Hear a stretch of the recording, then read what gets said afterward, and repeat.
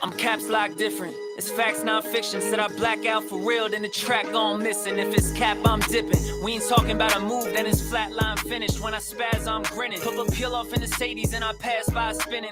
It's perks with this life, but I don't have my skinach. Took a quick trip and now I'm back home winning. And I see they eyes pop like I snack on spinach. Pull up to the spot, she tryna grab my digits. I'm already 8 shots, a Henny past my limit. Here you go. Hazards with a dash full of tickets. I'ma act like I don't see them. I got bad eye vision. Y'all can't pass my scrimmage. While y'all tripping, it's Aruba. I realized I had to go and flip this. What's up, guys? Welcome back to episode 178 of Psychotic and Iconic. Paul's here along with my co-host Nick Theories and Philly Phil. Thank you to everybody that's tuned into the live stream tonight. If you haven't done so already, please go ahead and share it. Thank you to everybody that likes, follows, and subscribes to all of our platforms. What's up, brother? Welcome back after a long 10 days. Nah, that was a heartbreak we just witnessed with the Phillies. I mean, look, bro. But we weren't going to sweep them. I didn't think we were going to sweep them, you know, in respect to the Diamondbacks. Here's the thing. Every time I watch Craig Kimbrell, I think we're going to lose because he stinks. I don't want to say he stinks. Nah, he stinks. Dude, like, the first half of the season, he was an all-star. But I'm saying in these playoffs, every time he throws a ball, it looks like it's about to be a pass ball. It's low and away every single time. He makes me nervous. I'll say that. But he is our best option at that rotation spot. I would rather have Alvarado. I like Alvarado. Yeah, he shows. I'd rather have Sir Anthony. I mean, if you watch the game tonight, he showed a lot of fight. You know what I mean? Like there was a man on first and third, and he got out of the jam with the no outs. No outs. And got out of the jam. You know, like respect. I know. Respect. So, but that was a heartbreak. So Phillies are up 2-1. Do you think that we're going to go to the World Series? How do you think the rest of this series plays out? I definitely think we go to the World Series. Like I think we're better than the Diamondbacks. I mean, we lost tonight, but we had three total hits. Give credit where credit's due. That guy Fant or whatever his name is, he pitched his ass off. Fought? Yeah, I think that's how you say it. Yo, Fought. He had 8 Ks, pitched absolutely a gem for them, and that's what they needed. That's what they needed to beat us. And you know what I always say is with the Phillies. Every time we put up a big run total, the next game we tank. We absolutely tank, and that is exactly what happened tonight. So I'm not panicking, and nothing to worry about. It's 2-1. We still hold the lead. If we can get one in Arizona, we're still in good hands regardless. Yeah. I'm not worried about it. I still think the Phillies are going to win, and I think they're going to win in 5. I said before the series, I thought they would win in 5. You know how I am now. I always, even like with the NFL or the NBA, like when a team blows another team out like that, like how we did the other night with 10 runs, I always think like the next game is that's just prime time for a fall game like that. You go and score 1 run. You'll get their best, but I feel like you always would get their best regardless because it is the NLCS. But in this situation, yeah, I mean, you got embarrassed. Yeah, absolutely embarrassed, and you know they responded. And you know what? Gotta give credit where credit is due, dude. Like, to respond like that. I got to tip my cap to the D-back. You know what's funny? Their coach came on after the game and was after game 2 and was saying how like the Diamondback Stadium is equivalent to the Phillies Stadium. That crowd is ass. Who said that? In Arizona, the Arizona coach. Oh nah, he tweaking. Because we were both at the game on Tuesday, and I was telling my wife, and obviously you're talking about it is so loud. Like when you leave, you feel like you were at a concert. The way your ears are ringing. And you know what I want to say too is like, if you are planning to go to a Phillies game, you do not have to spend astronomically amounts of money to go sit at a seat. You do not, because when you're at your seat, you don't sit down. You're paying for the spot. That's it. Yeah, you're not paying for the seat. I didn't sit once. I was in the nosebleeds, bro. I was in the 400s, and those seats were fire. There's not a bad seat in there. Nah, actually, there really wasn't. And I was surprised by that because I'm like, damn, like I can rock out with this, like $400, 400 level. And 120. I think we paid $150 for it. That's cheap. But we got him at the box office. We called and everything, and finally went through. And shout out to my fiance. She actually did that for us. That's the second time. Didn't she do it for the World Series? World Series too last year. Yeah, World Series. She called like 100 times. Finally got through. Got tickets. And it was funny. So Allie was saying how she wanted to go, and she was like, "Should we bring G?" And I'm like, "That is not a place for a 4-year-old or a 5-year-old." It is rowdy. I just feel like there were youngins there too. I can't say it's not a place for them because it's rowdy, it's loud, but it's not like dangerous. No, not that, but just like the loudness and shit. Like, bro, you're not supposed to have over 70 decibels for sound. Like, I know that with Gianni's sound machine. It was crazy. And they were hitting 111. It was that is loud as shit. It was super loud, but it was great. It was an awesome atmosphere. If anybody out there is listening right now, you ever have a chance to go to a Phillies playoff game, any type of big game in Phillies history or moment, please go to the Citizens Bank Park, man. You won't regret it. It's unbelievable. It's an experience of a lifetime, man. I'll tell you that. That atmosphere is just different. There's nothing like that. The best part about this one though, game 2 for me, that is I got to sing Dancing on My Own. The last time I went there in the World Series, they lost. So that sucked. Oh, they lost that game? Yeah. I didn't even know. I'd regular. Yeah, it is regular. It's super fucking regular. I actually left in the 8th. Oh, you did? Because I wanted to beat the traffic. Yeah. I already beat it. So yeah, but I had the game. I had the cheat code of that. The soccer game left out. I mean, the soccer game let out at the time that we left. Mm-hmm. So it didn't even really matter. It was fucking packed. Yeah. They come out of there and the people that left the soccer game are sitting on the sidewalk with grills like they're in their backyard making hot dogs and selling Modelo's and fucking Coronas. And I'm like, what's going on here? It was like a stampede trying to get through the fucking the gate to get into the parking lot. Yeah. So it was an that, absolute it was awesome. zoo in Philly. Dude, I landed from my business trip at 6:15. From the airport on 95, it took me an hour to get to the bridge. Yeah, I'm not surprised. In South Philly. There were people that were saying, yo, they closed crazy. the exits after the toll to get off the exit at one point. Like people I know left at 6 o'clock to go to the game and didn't get there till 9:30. This girl I work with, Bree, was there. I didn't even know that until today. She told me. Well, when you got off the bridge, the Walt Whitman, the Packer Avenue exit was insanely backed up. I mean, they had to be there for at least 40 minutes. At least from there to the stadium. Yeah. And the stadium's literally a block away. I know. But the problem is there's so much traffic. It was like literally from the exit to like the toll booth. That's how long it was. So it was kind of crazy. It was wild in Philly. But yeah, what a great experience, man. Like I said, go out there and experience it for yourself. You won't regret it. It is awesome. Yep. It is top of the line. All right, let's get into the NFL. Week 7 kicks off tonight. Jaguars at Saints. Saints -1.5. Trevor Lawrence is playing. The Jags. Yeah. Trevor Lawrence is playing. I wonder if that line moved at all. But we could check it. Yeah, I mean, it don't really matter. Yeah, we'll check it. Yeah, you can. We're not starting off with Freak of the Geek of the Week? No, that's after. We're kicking off with some Thursday night football here. We got the Jags at the Saints here. Yeah. I think the Saints right now are -1.5. Derek Carr some shit. Oh, I'm sorry. It's -2.5 for the Saints. So okay, the line moved a point. So the Saints are -2.5 and they're home. All right. What are you looking for tonight in this game? Saints defense versus the Jags offense. I think the Saints defense is really good. I think they can create turnovers. With this injury, with Trevor Lawrence on a short week, I actually expect the Saints defense to step up here. I think they can make some plays. I think they can create pressure and create turnovers, get after Trevor Lawrence. I think that is what I am paying attention to the most because I want to see how Trevor Lawrence responds to in terms of pressure. And I think this is a really big test for him. I mean, look, Saints defense, they give like good quarterbacks weird fits. I don't know what it is. Like they have Brady's number. They have other quarterbacks' numbers historically. So this defense is pretty good. So I'm looking forward to the Saints defense. I'm looking forward to seeing Derek Carr. Because Derek Carr went to the Saints and everyone was predicting them to win the division. They were going to have a big year. Obviously, I'm not a fan of Dennis Allen.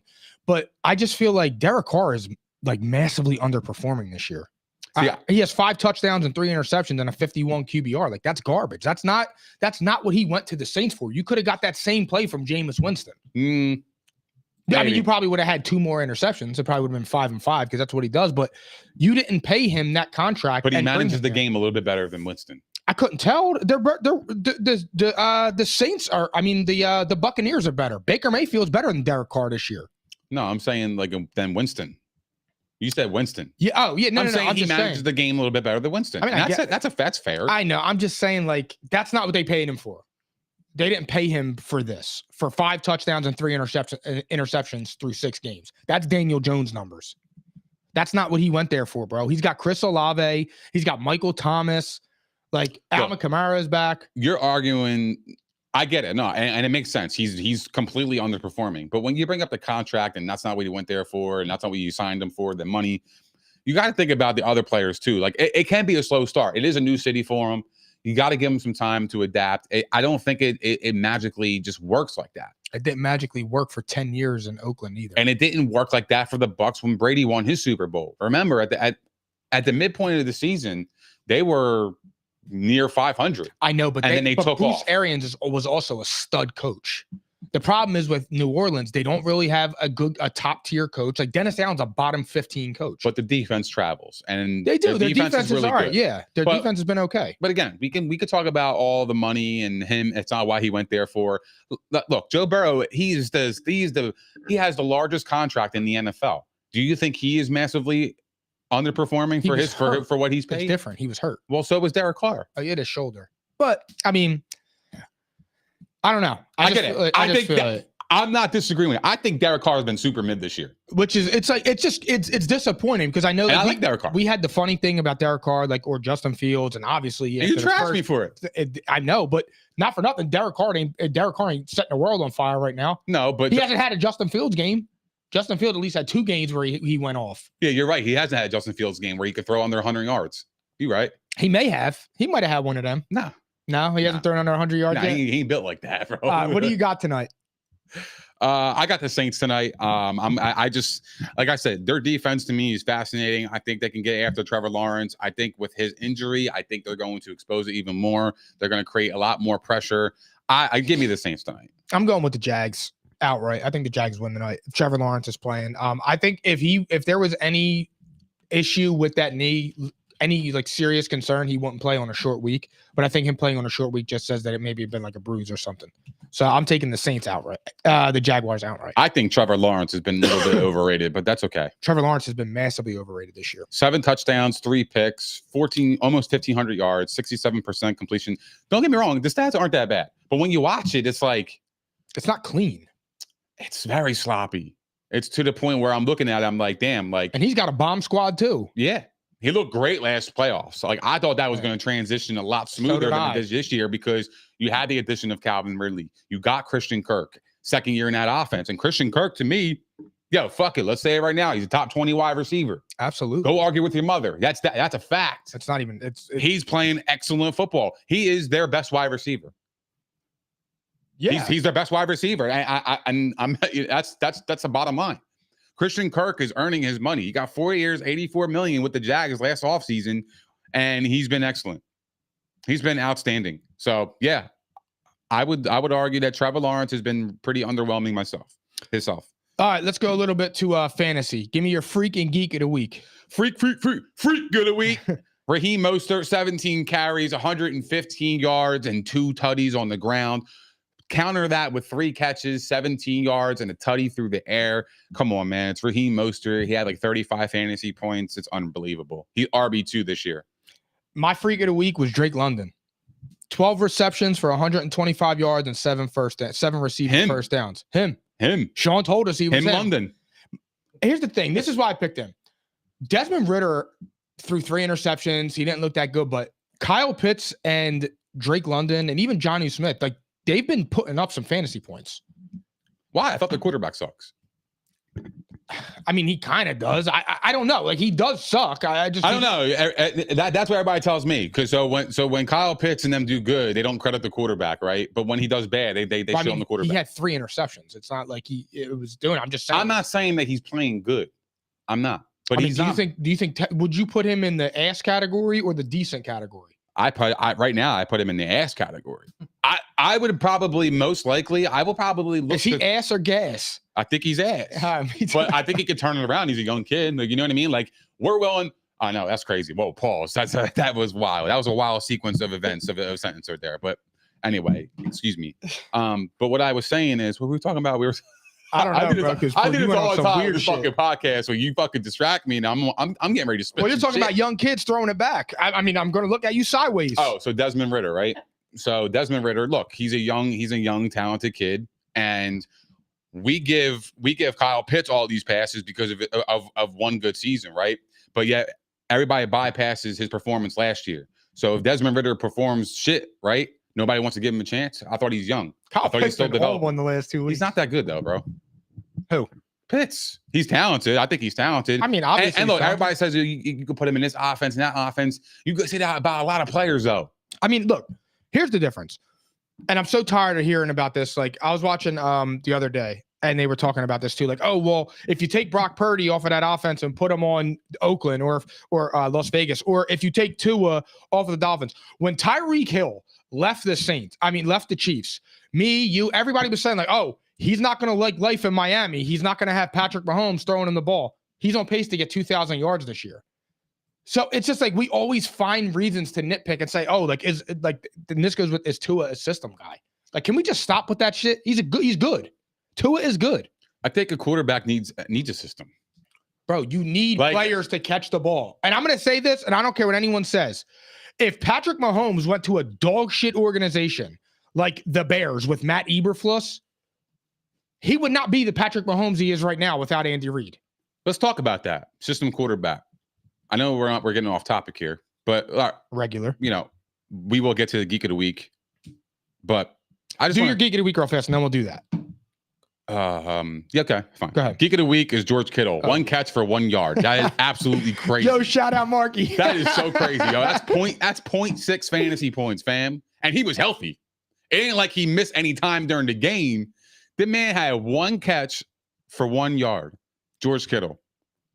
That's surprising to me because he had a great game against Dallas. And this kind of goes back to what we talked about earlier in the season with Kittle. Like, he does block a lot. And I had him in fantasy last year. And when Trent Williams gets a little bit nicked up, they will utilize Kittle more on the line to solidify the line. Which ruins because San Francisco is not a pass-first offense.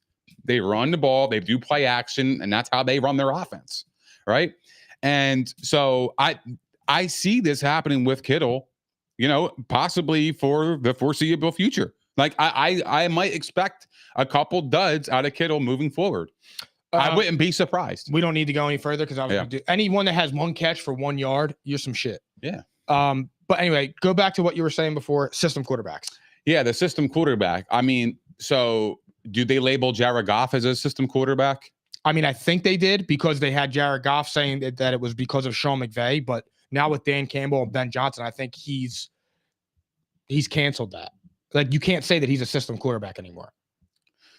Yeah. So, like, why are we just loosely throwing this term around, system quarterback? Like, what do you mean by that? When you look at a quarterback and you say, oh, he's a system quarterback, what are you seeing that is making him get the label system quarterback? You know what it is? I think that unless you're like the Herberts or the Allens and Mahomes and you have that big flashy type personality, I just think that you get labeled differently. But why I'd rather have somebody with an average arm, but he's smart as fuck. He knows what defense you're in. He's not afraid to play his game. And he's not a superstar, but he plays the game the right way. I'm okay with my quarterback doing that because he's going to make the right decisions for me to win the game. He's not going to lose the game for me. Those superstar, highly talented guys, they tend to lose the games more because they have that ego of they have a rocket arm. They're going to utilize their weapons at their disposal, which they are doing, but it can also lead to a lot more turnovers because you're going to be willing to take more chances because of your attributes.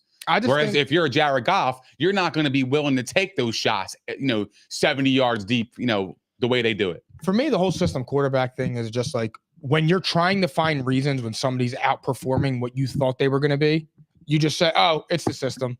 Like, I keep going back. Tua is the perfect argument for this. And it keeps getting brought up about Tua coincidentally. But like when Tua was with Brian Flores, like that the Dolphins were trash. They were not stable. Right. Like, look at the situation Herbert went into. We're going to get into that a little bit more, but I'm just saying, like, Tua had to overcome bullshit too. And it's like, okay, what do you mean by system? Like, what are you trying to say about why are you just trying to discredit him? Like, just say he's good. It's okay. He's not as flashy as the top 5 guys, but he's a good quarterback. He's better than 75% of the league.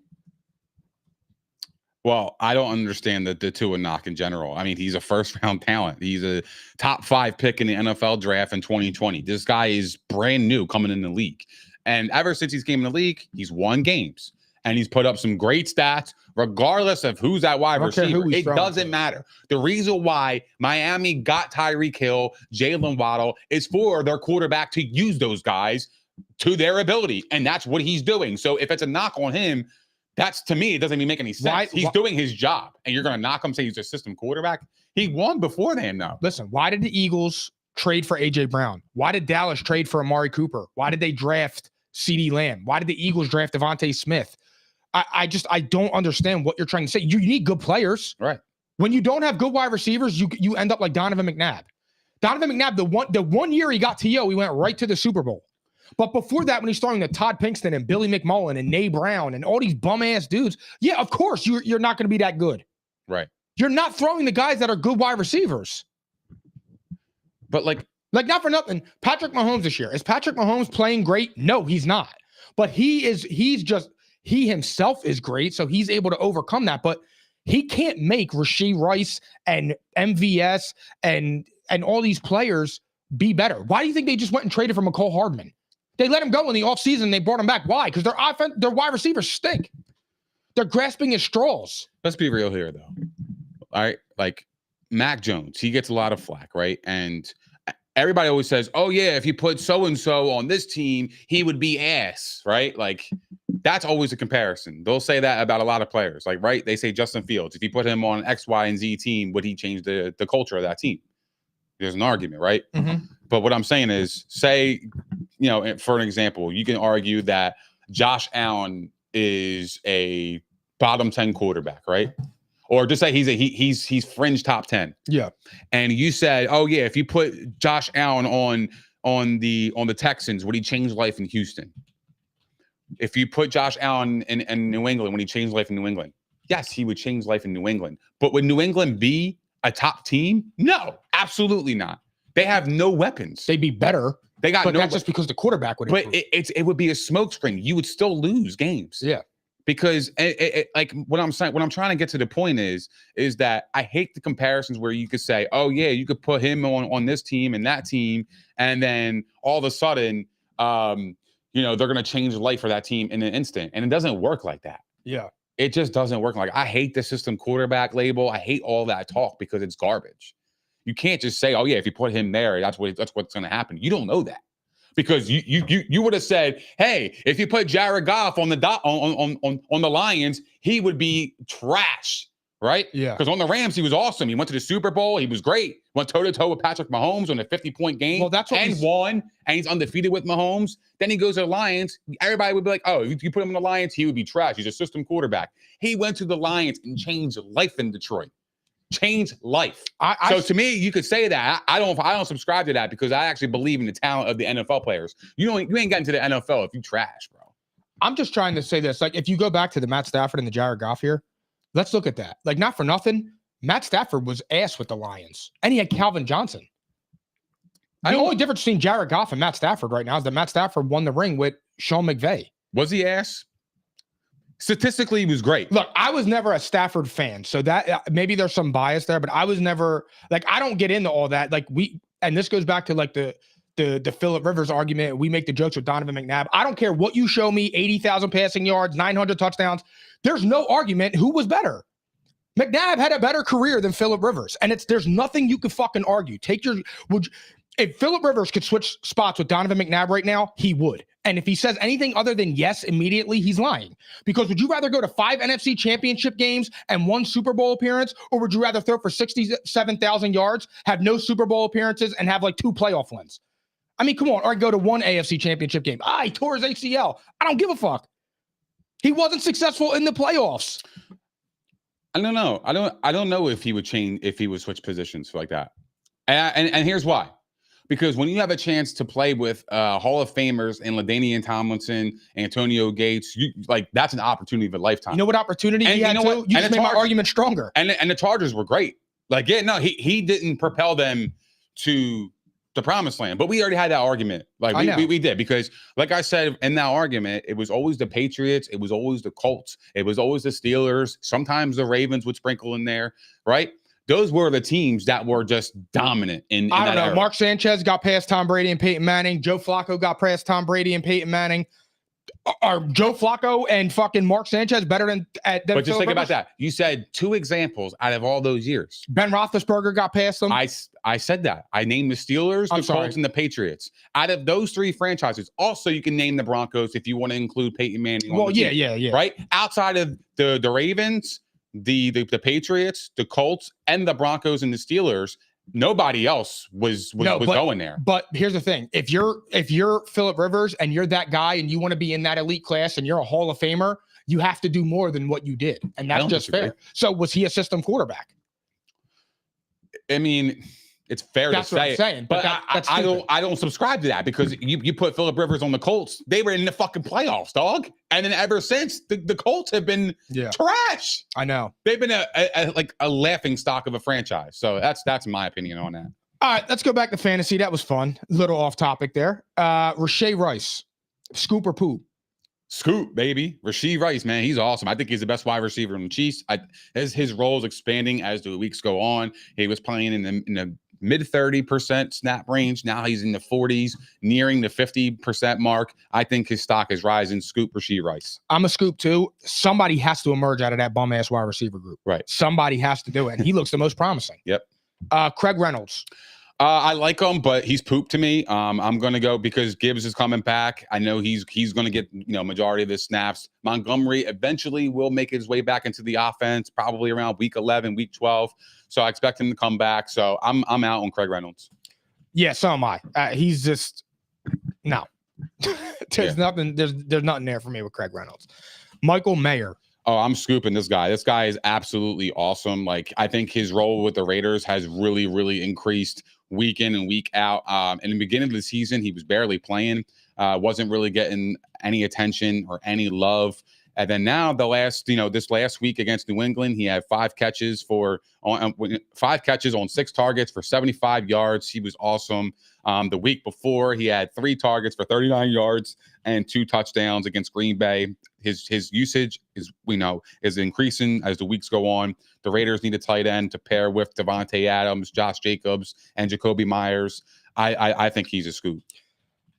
I'm torn on that because I know he is increasing, but I don't Devontae Adams just came out and he was pissed off about his role. And it's okay, so and Jacoby Myers has been great this year. It's awesome. So it's if Devontae Adams only had 4 targets, they all went to Mayer. But are they gonna if they're gonna trade Devontae, then yeah, absolutely. But if they're gonna just keep Devontae and then they're gonna force feed him the ball, I don't know if he's worth it. So I'm soup. Soup. I'm soup. Oh, all right. Because I honestly don't know. I will say this though. I mean, I understand the concerns, but what I will say is it's a tight end. He's worth the shot. It's worth the shot. So I guess scoop. I guess I know what you're saying. That's good for the tight end. Jordan Mason, Elijah Mitchell. I would scoop both just because this offense is probably the top 5 running back room in fantasy, regardless of who's back there. If you look at the historical success from Raheem Mostert, ran wild back there when he was healthy. And a lot of guys that were filling in the shoes for injured players over the years have been successful in this offense.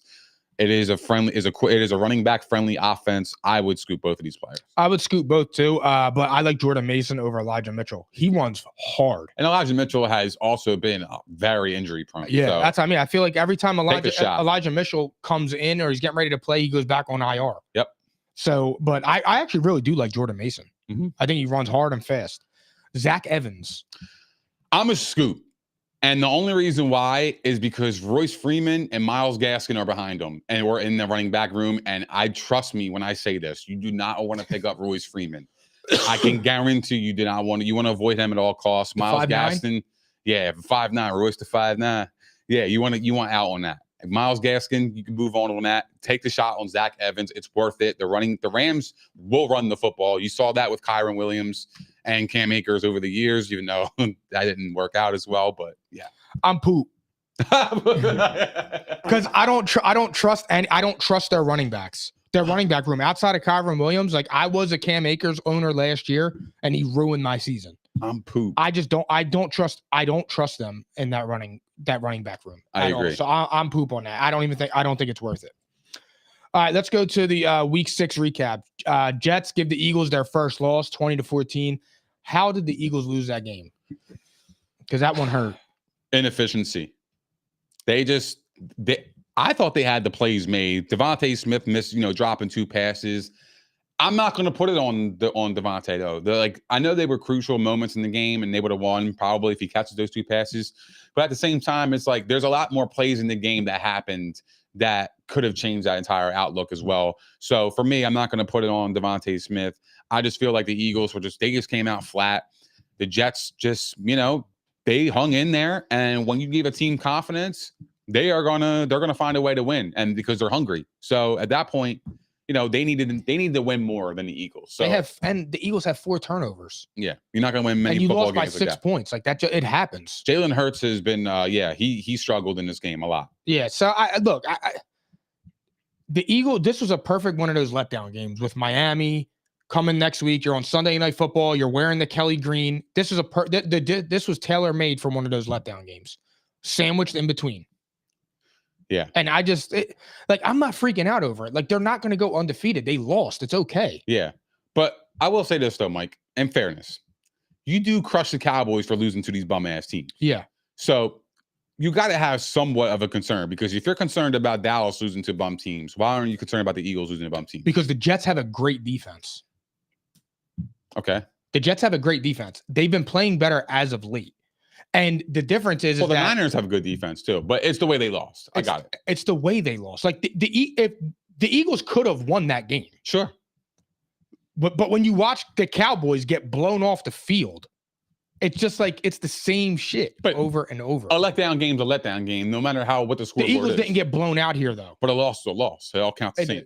No, they don't. No, they don't. No, they don't. No, you are dead wrong there. No. All losses are not equal. All losses are not equal. Selfish as fuck, we not equal? Yeah, we selfish as fuck, you not equal. All losses are not equal. All losses are not equal, brother. I don't know if I actually believe in that. I do. Why? I do. What's your logic behind that? Because when you go to the 49ers and you got 2 weeks before you went to the 49ers game, your defensive end, who was being compared to the best defensive player ever, who has not accomplished shit in this league, went on his fucking podcast and talked about, get used to this, Cowboys fans, we're going to the Super Bowl.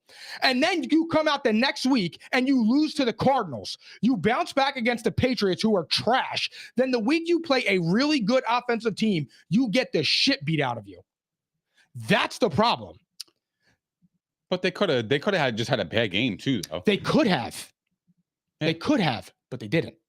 I'm not defending them. I'm just trying to understand the logic, because I'm not the kind of guy that's where if a team loses, I don't panic, because it's there's 17 games in the season. You're gonna slip up here and there. It just happens. Of course. It happens. That's how I see it. But here's the problem. They're 4-2. They haven't even gotten to their hardest part of the schedule yet. So for me, it's just everybody's. You were saying they were going to lose potentially 3 straight. I did think they would. I thought that they would lose. Whatchamacallit? To the Patriots. I thought they would. I thought Belichick would do his thing, but the Patriots were trash. Yeah, the Patriots are worse than I expected. I'll say that. The Chargers, I thought the Chargers were better, but the Chargers are ass here too. The Chargers? Yeah, the Chargers are not good this year. But it's still a solid win, because they were on the road. That's a solid win. Yeah, they were on the road in prime time, because the Chargers had to have it too. I didn't take anything away from them on that win. I think we're going to get to the Cowboys next, but let's just finish on this and then we'll go into it. I am concerned about Jalen Hurts' performance though. And the reason I'm concerned about it is because he already has 7 picks with the new offensive coordinator. And this offensive coordinator, why are you throwing a bomb on 4th down to end the game? But it all goes back to the same thing. Devontae Smith, if you make those catches, it's different. Yeah. Look at the 40. We're going to talk about the 49ers too, but Brock Purdy played a shit game. But when it mattered, he brought that team down there. You missed on a field goal.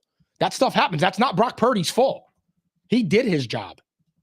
The Eagles, they let this game slip away though. And in fairness, I mean, up 14-9 at the half.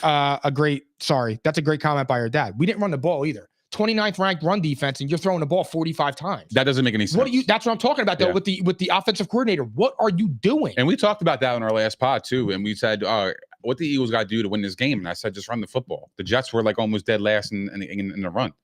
This is a game where we could dominate in the trenches. Right? And that's how you win. Don't put your quarterback in harm's way. If the Jets' strength is their secondary, why would you want to throw to their strength? My thing is I understand their corners were out though. Yeah. So I understand that. There was the matchups there that Lane was Okay, out. like I can see why you took the shot to have your quarterback throw for 40 times. But if you see it's not working and being successful, you got to switch it up during the game and start getting some yards on the ground. I just look, the Jets have been playing better as of late. They're 3-3. I don't think they're serious. Like, I don't think the Jets are going to be there at the end in the AFC. They're 3-3. They're in there. They're in the fight. They've been playing better, but like, did Zach Wilson do anything crazy? No, their defense, they just hung in the game. The Eagles had a bad game plan and they hung around. Right. But I mean, Jalen Hurts played like shit, but it's like, okay, he had a bad game. It's okay. It's going to happen. Are you concerned though? But like my thing is he's lost 3 games out of his last 25 that he's played. What the fuck are we talking about? That's the difference. But he didn't lead the league in interceptions last year. This was a bad loss, Mike. It was a bad loss, but again, he's lost 3 games out of his last 25. It's a bad loss though, because the Eagles' schedule is is going to creep up soon. We play. Who do we play this week? We play the Miami, the Dolphins. Then we play the Bills. No, then it's Commanders. Commanders, then Bills, right? Then Dallas. You sure? I'm pretty sure. I thought the Bills were close. But they have a tough stretch of games here. So this was a bad loss for me. Like, them losing to Miami, I would have been cool. Oh, no. It's Dolphins, Commanders, Cowboys, Chiefs, Bills, 49ers. Right. Yeah, that's what I meant. The stretch of the schedule is starting to come up here. So this was a terrible loss for me. And Dallas won. So, like, yeah, they gained the gain on us. So, I don't know. I thought this was a terrible loss, though. Jalen Hurts was absolutely piss poor. The play calling is just so suspect. I expect so much more from this offense. When you have 2 wide receiver ones, you got a top 5 tight end, you got an RB1 in Swift, who everybody, to me, he's overperformed everybody's expectations. You got all these weapons. This is the problem with Jalen Hurts. You can't produce. Jalen Hurts was so magnificent last year. The only way for him to go was down. He's not going to repeat that. Nobody could play at that level year in and year out besides Patrick Mahomes. But the thing is that when you play that good this year, now he's being overly criticized. If he doesn't win in perfect fashion, it's like, oh, is he slipping? Oh, is he doing this? Oh, is he doing that? Like that's what I'm trying to say when like I say, like, when again he lost 3 games out of his last 25. What the fuck are we talking about? 22-3. Yep. There's no panic here. It was a bad loss. Okay. Move on. I'm with you. Move on. No, I get it. Now let's go to the team that we were talking about. Let's talk about them Cowboys. Let's talk about them. 20-17. They beat the Chargers. The Chargers are, I don't know what to really make of the Chargers right now. Do you think that it was more of a Cowboys win, or was it like a Chargers meltdown again? I think it was a football game where you saw 2 really, really good teams going at it. Oh, I think the opposite. Like, I think, 2 flawed teams. Well, not 2 very good teams. They're flawed, but compared head and shoulders above the league, 9 times out of 10, majority of the time we're taking the Chargers to win. Yeah. I thought the Chargers were going to win. No, I'm saying week in and week out. Cowboys too. Majority of the games are going to win. Right? Yeah. So I would say they're a pretty good team. So I saw 2 pretty good teams going at it. It went down to the wire. And we know what happens with the Chargers down the wire. They choke. It's the same. The same old story with them. Not for nothing. I don't understand it. If you want to talk about a concerning loss, the Chargers losing this game coming off a bye week. Yeah. After you fought back to 2-2. Right. Losing that game is huge. You come out and score 17 points. Like, bro, what are you doing? What's up with this Kellen Moore stuff that we're talking about? Like, okay, yeah, you're ranked number 1 in red zone offense. You just put up 17 points. Where's it between the 20s? What are you doing? I don't understand it either. Like, what is going on here? And we need to, like, we had this, we talked about this a few episodes ago. I can't think of what it was, but we said, when are we going to start having the Justin Herbert conversation? And I think it's time to have the Justin Herbert conversation. Yep. He's 27-27 as a starter with a loaded offense. And I don't want to hear about his head coach. I don't want to hear about it anymore. Because right now, Tua is better than Justin Herbert. Lamar Jackson is better than Justin Herbert. Josh Allen obviously is better than Justin Herbert. Trevor Lawrence, he's better than Justin Herbert. I'm not sure right now that Dak isn't better than Justin Herbert. If we're going all the way, if we're being 100% serious, how does somebody look you dead in the face and tell you that Justin Herbert is better than Dak Prescott? If we're talking about raw talent, that's fine. But at what point are we going to stop with the raw talent and look at the production? Do you think Justin Herbert is better than Jared Goff? No, absolutely fucking not. Damn. He is not better than Jared Goff right now. There is no logical argument outside of raw talent. I think Jared Goff has skin in the game. I think that's what separates him right now because he has experience. I don't know. Jared Goff been to a Super Bowl. Jared Goff went to a trash-ass organization. He's got skin in the game. And in his third year, is this his second year with the Lions or his third? This is his third. It's his third year. His third year with the Lions has completely turned that franchise around. Yep. Tell me right now why Justin Herbert is better than Jared Goff. Tell me why without just mentioning raw talent. You can't. You can't. I think the argument could be, I don't know. Well, Justin Herbert's defense has been really bad too. It has been. They have given up a lot of points. Has Tua's defense been bad? Tua's defense ain't been good. It's been okay.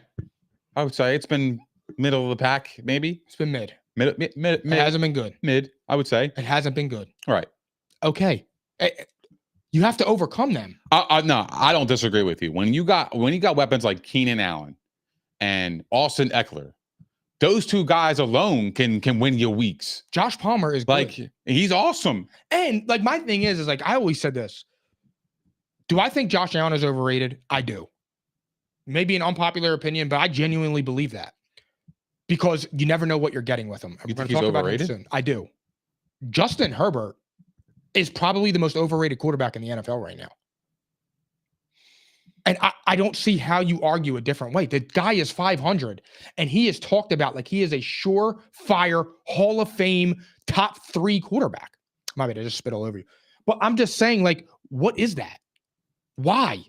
We're questioning Jalen Hurts after he's lost his 3rd game in 25, but we're praising Justin Herbert, who's never won a playoff game. Do you think people praise him now? I think Justin Herbert? I think the tide has kind of turned to a degree. It's turning because I still think people will say he's better than Lamar Jackson. I still think people will say he's better than Dak Prescott. He's better than Jared Goff. And if you're just looking from raw ability, yes. But when you're looking in game, no.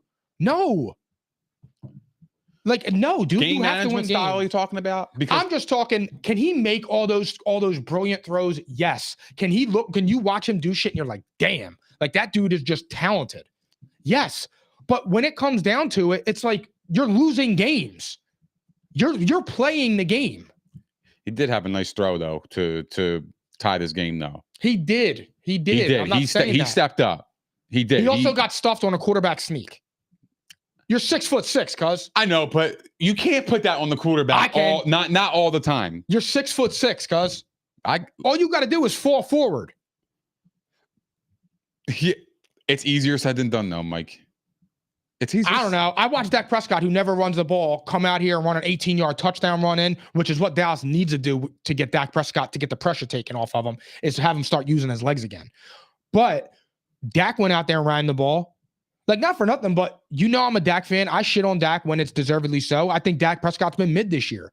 But he came out, and after he got blown away through 3 interceptions, he found a way to win.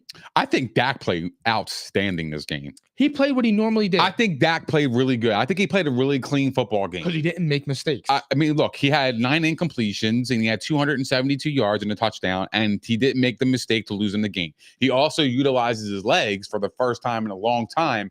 That made Dak Prescott a viable option at quarterback for the future for the Cowboys, because he had that ability to run and pass just like the other quarterbacks today. But Dak, over the years, as he's gotten older, he went away from running. You saw in this game, he ran for a touchdown, 18-yard scamper. Like that was what stuck out to me. It's like, okay, now if he's going to implement that more in his game, this offense is going to be a little bit better. And I'm trying to explain it in a way, like Dak Prescott's offense isn't loaded. I think it's pretty good. I think he has a good offense, crazy. But it's nothing. Michael Gallup has fallen off to the likes of which I don't even understand. He never recovered right from his ACL. Because Michael Gallup was good. They paid Michael Gallup. That's part of the reason they let Cooper go, because they thought Gallup was going to step up. Dak had a beautiful pass in the end zone to Michael Gallup. That was right there, right on the money. And he couldn't have put it anywhere better, man. That was a beautiful throw. That's what I'm saying. So, and Dak had a lot of drops in this game. Dak could have easily thrown for 300 and a couple touchdowns here. But I said this before. If you put Dak Prescott on the Chargers and he's 2-3, they would be ripping him. They would be ripping him to no end. But Justin Herbert doesn't get ripped like that. People still say, like, nobody will come out there and say, like, oh, we need to pump the brakes on this Justin Herbert stuff. You got to understand, though, bro. Dak Prescott's, his miscues are going to be on a much larger scale. Yeah, because he's on the Cowboys. Right. Team larger scale. Right. But the Chargers don't have a really big fan base. So the only thing that's going to really attack is the media. The media can attack them. However, since they don't have a large fan base, there's not going to be much attention to draw to a Justin Herbert failure debate. You know what I mean? If that makes sense. Like, I think with Miami, it's different. Miami's a big city. You got Tyreek Hill in there. So there's always conversations around premier players around him. Keenan Allen is not really always in the media. Doesn't have that personality to look like a Tyreek Hill. So, like, I think the magnitude is a little bit dimmer in LA. So where his miscues are going to go under the rug a lot quicker than it would for a Dak Prescott. That is the difference. That's fair, because they don't really. That's how I see it. The Chargers don't really get like a home field advantage. Like, every time they're at a home game, I mean, when they play the Eagles or something, the whole stadium's green. But the media tailors those kind of topics because that's the hot topic. It's Dak Prescott, the Dallas Cowboys. Nobody really cares about the Chargers. They can't even get their fucking fans to fill up the stadium. But that's why P&I is here, because we need to have a real conversation. That's what we're doing. About some real shit. Because again, like, it comes down to it, and I'm like, I'm done with the Justin Herbert stuff. Justin Herbert isn't a top 5 quarterback. Is he a back-end top 10? I don't know off the top of my head, but you're not putting him in there. Patrick Mahomes, Josh Allen, Jalen Hurts, Jalen Hurts, Tua, Lamar, Geno, Jared Goff, Dak. These are quarterbacks that have been better than Justin Herbert over the last 2 years. And if you say no, I don't know what you're arguing. Trevor Lawrence, I don't know what you're arguing. They're going by wins, though. And to me, I hate when people say wins is not a quarterback stat. Yes, it is. You play to win the fucking game. Fucking stupid. You play to win the game, bro. Nobody goes out there and says, like, would you rather throw for 300, no touchdowns and 2 interceptions, or would you rather win the game and throw for 200 and have 1 touchdown? But here's the thing. Do we talk like this in baseball? So if a pitcher gives up no runs, doesn't get any run support, is he going to get looked at as somebody who gives up 3 runs and wins the game? Like, a pitcher could have a better record. Doesn't mean he's a better pitcher. Yes. Yeah. If that makes sense, right? I'm comparing the two. So to me, the talent levels are always there for the top quarterbacks like a Herbert and Tua and them. But to me, a win is a quarterback stat. It just is. You have to win the game. You are the leader of the team. You always have the ball. You're always in command, just like a pitcher is. They don't discredit pitcher wins in the MLB. So why do we discredit the wins for the quarterback? That matters to me. Yeah, it ain't easy to win in the NFL. I think a lot of players say this too. Even when they retire, they say it's not easy to win in the NFL. So, you know, I agree. I know. I'm just like, I'm actually like fed up with the Justin Herbert shit, and I'm a fan of him. I just, like, at this point, I can't defend him. I think we're just frustrated because we see the talent. We want to see him develop into the superstar quarterback that everybody's talking about. And it's just not. That's okay. That's but you have to adjust. You have to adjust accordingly. Right. Now, let's talk about another game with 2 quarterbacks who are definitively better than Justin Herbert right now: Joe Burrow and Geno Smith. Bengals beat the Seahawks 17-13. Their defense held up strong because the Seahawks almost got them. Yep. Both times they got stopped in there. Do you think Joey B is all the way back?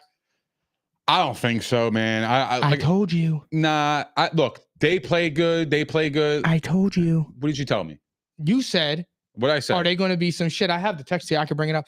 That you asked me. We need to have a conversation about these Bengals. Have they fallen off? And I just kept telling you, relax, theories. Relax. Go upstairs, run your bath water, put the Epsom salt in there, and cool out. Who did they beat? They'll be back. They beat the Seahawks. Who else they beat? Seahawks are Heat. They beat the Cardinals. Seahawks are Heat. Seahawks are good. They're 4-2. All right. So And they beat the Lions. The Seahawks beat the Lions. You're over here celebrating the Bengals win. What are they, 3-3? 3-3. And they went on their bye week at the perfect time. Joey B's healthy. You shit on the Cowboys for being 4-2 because of who they beat. I didn't shit on them. And they're, bro, you've been shit on the Cowboys the entire year. No. I'm sorry. I thought you meant about the. And then the Bengals are 3-3, and you're over here like saying, "Oh my God, here they come, they're back." Like, what kind of energy is this? It's normal energy. No, it's not. It's thoughtful energy. How? The Bengals have been to a Super Bowl and an AFC Championship 2 years game. ago. No, 2 years in a row. No, 2 years ago. They went to the Super Bowl, and last year, where'd they go? They went to the championship game. Appreciate it. Yeah, so what? Where'd Dallas go last year? Don't matter. I didn't say don't matter. I just said it's where they went. I just said it's where they went. So what you're saying is this year is going to be equivalent as the previous years because that's what you're putting on them. No, because I'm guaranteeing you Dallas ain't touching the NFC Championship game because they're a very flawed team. I had Dallas in the NFC Championship game. Yeah, and I told you off rip that was some bullshit. It's week 6, bro. Week 7. Pump the brakes, man. All right. I've seen this movie a million times, bro. I've seen it all the time. What did you see with the Bengals that you were so impressed by? I want to know. Joe Burrow getting healthy. If Joe Burrow was healthy, you have a shot. You have the second best quarterback in the league when he's healthy. Bro, they scored 17 points. The Seahawks are good. They're okay, Mike. Okay, so wait a minute. So let's hear this. The Seahawks are okay, bro. I'm so glad you did that. See, I'm about to start potting. They're okay. Please. Is the Chargers defense some shit or is it good? Because you told me it was some shit. The Chargers defense. I'm saying the Seattle Seahawks defense. You think they're that good? You think they're elite defense? I didn't say elite. I said they're good. They got an elite corner. They got elite corners. I do like their corners. That but kid. I'm just asking you: is the Chargers defense good, or is the Chargers defense some shit? Is it ass or gas? Chargers defense, ass or gas? I think the Chargers are ass. Okay. Yeah. So Dak only put up 20. Yeah, I didn't say that. So what? They scored more points than them. They played a much better defense and a much better head coach. They were on the road. This is insane. They were on the road. The Bengals were home. I don't understand. The Bengals were home, coming off a bye and scored 17 points. You're so adorable. The Bengals weren't coming off a bye, fam. What are you talking about? The Bengals are on a bye this week. Yeah, I'm sorry. This week. I told you to put the cone down. Cone down? Yeah, put the cone down. No. What I'm saying is the Bengals, they scored 17 points at home, right? Uh-huh. Dallas had a much tougher test on the road on Sunday Night Football or Monday Night Football, and they played in LA on the road. They weren't home because they were in the Bengals were home. They were in San Francisco. You act like they traveled 6 hours. They went from San Fran to LA. What is so good about Seattle's defense? They gave up 27 points to the Panthers. The Panthers don't have a really good offense, do they? They had Bryce Young. Bryce Young put up 27 points on his defense. Seahawks defense is all right. And so wait. The Panthers could do that. Yeah. But Joe Burrow couldn't put up more than 17 points. I know he won the game. But you're so impressed by the Bengals. But yet you said that. I just said Joey B's back. Joey B's working on it, dude. He started out rough, but every year the Bengals. What makes Joey B back, please? Tell me. He looks healthy. He's moving around in the pocket. He's avoiding sacks. He wasn't doing that the first 2 weeks. When I told you chill out, A, he was at an injured calf, and B, they start out 0-2 every year and then come out. Now they're about to rip off 6-7 straight wins. And they have the hardest schedule in the league remaining this year. So you're about to really see what Joey B is about to do. We will see that. He's going to get his little calf right this week on his bye week. His hair's going to be slicked back. He's going to come back. He's going to be ready to go. And we're going to sit here and we're going to talk about this. 185 yards. He back. You're impressed? That's all he needed. You're impressed. That's all he needed. That's a game manager. Oh, my God. That's what it was. The defense. That's what it was, bro. It's game managing shit. $185 in a passing league with Jamar Chase. It happens. I'm just saying. I'm not going to say they're all the way back, but I will say I'm impressed the last 2 weeks with the Bengals. When teams have to win, they have won. They have responded. I know they played the Cardinals. I know they played the Seahawks. Say what you want about both teams. They still won the football game. So yeah. I will tip my cap with that. You know what I mean? Like they had to win. They were 1-3. Now they're 500 or 3-3, and they're still kicking. They're still alive. I just don't. I think when they come back from their bye week, I think they're going to get stomped. Okay. And then they play the Bills, and then they play the Texans. They play the Ravens. Like the Bills are fucking good. Well, let's talk about it. They play the Niners. They play the Bills. They play the Texans. They play the Ravens, the Steelers, the Jags, the Colts, the Vikings, the Steelers, the Chiefs, the Browns. They're definitively better than fucking 80% of those teams. There's two teams that you could say are not better than them. Who? Definitively. The Niners. And I mean, you ripped off a bunch of names. I said the Browns, the Ravens, the Chiefs. They're better than the Browns. The Chiefs. Although the Browns always have their number. That's a strange match. I don't think they're better than the Browns, but that's okay. You are out of your fucking mind. Who's got a better defense?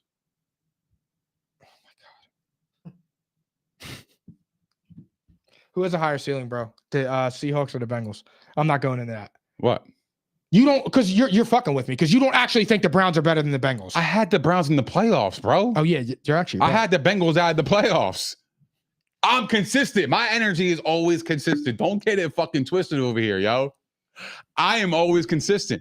The Browns are a better team than the Bengals. I think they're better. They got a better defense. Are they better offensively? No, absolutely not. Well, the Bengals also, I mean, I'm not the a Browns fool. have the best defense in the league. So, I mean, good call on that because you said that they were like that. And they really are like that. They're so Their good. defense is for real, like dead ass for real. They're really good. Who do you think has a higher ceiling, though, the Seahawks or the Bengals? The Bengals. They do have the higher ceiling. I appreciate you. They do. They went to the See what Super I mean? Bowl. Like at times, bro, They went to the Super Bowl. They got to Mark Chase. They sometimes got you Higgins. out there and No, I'm looking at you and I'm like, what the fuck's going on in your brain? And then like you come back down to earth and I'm like, that's my boy. That's my brother. What do you mean? You know, because sometimes you do some weird shit and I'm just looking at you crooked and then I'm like, what is going on in that brain? And then you come back down to earth and I'm like, all right, we're back. No, I'm just potting it. I'm just looking at it from all angles because I have to. That's what I do. That's why my name is Theories. Because that's why I come up with all this shit. Because I look at everything from all fucking angles and I come up with some theories in my head that I Theory's think the is going to. overthinker. Yeah, but I think overthinking is a superpower. I know. I do.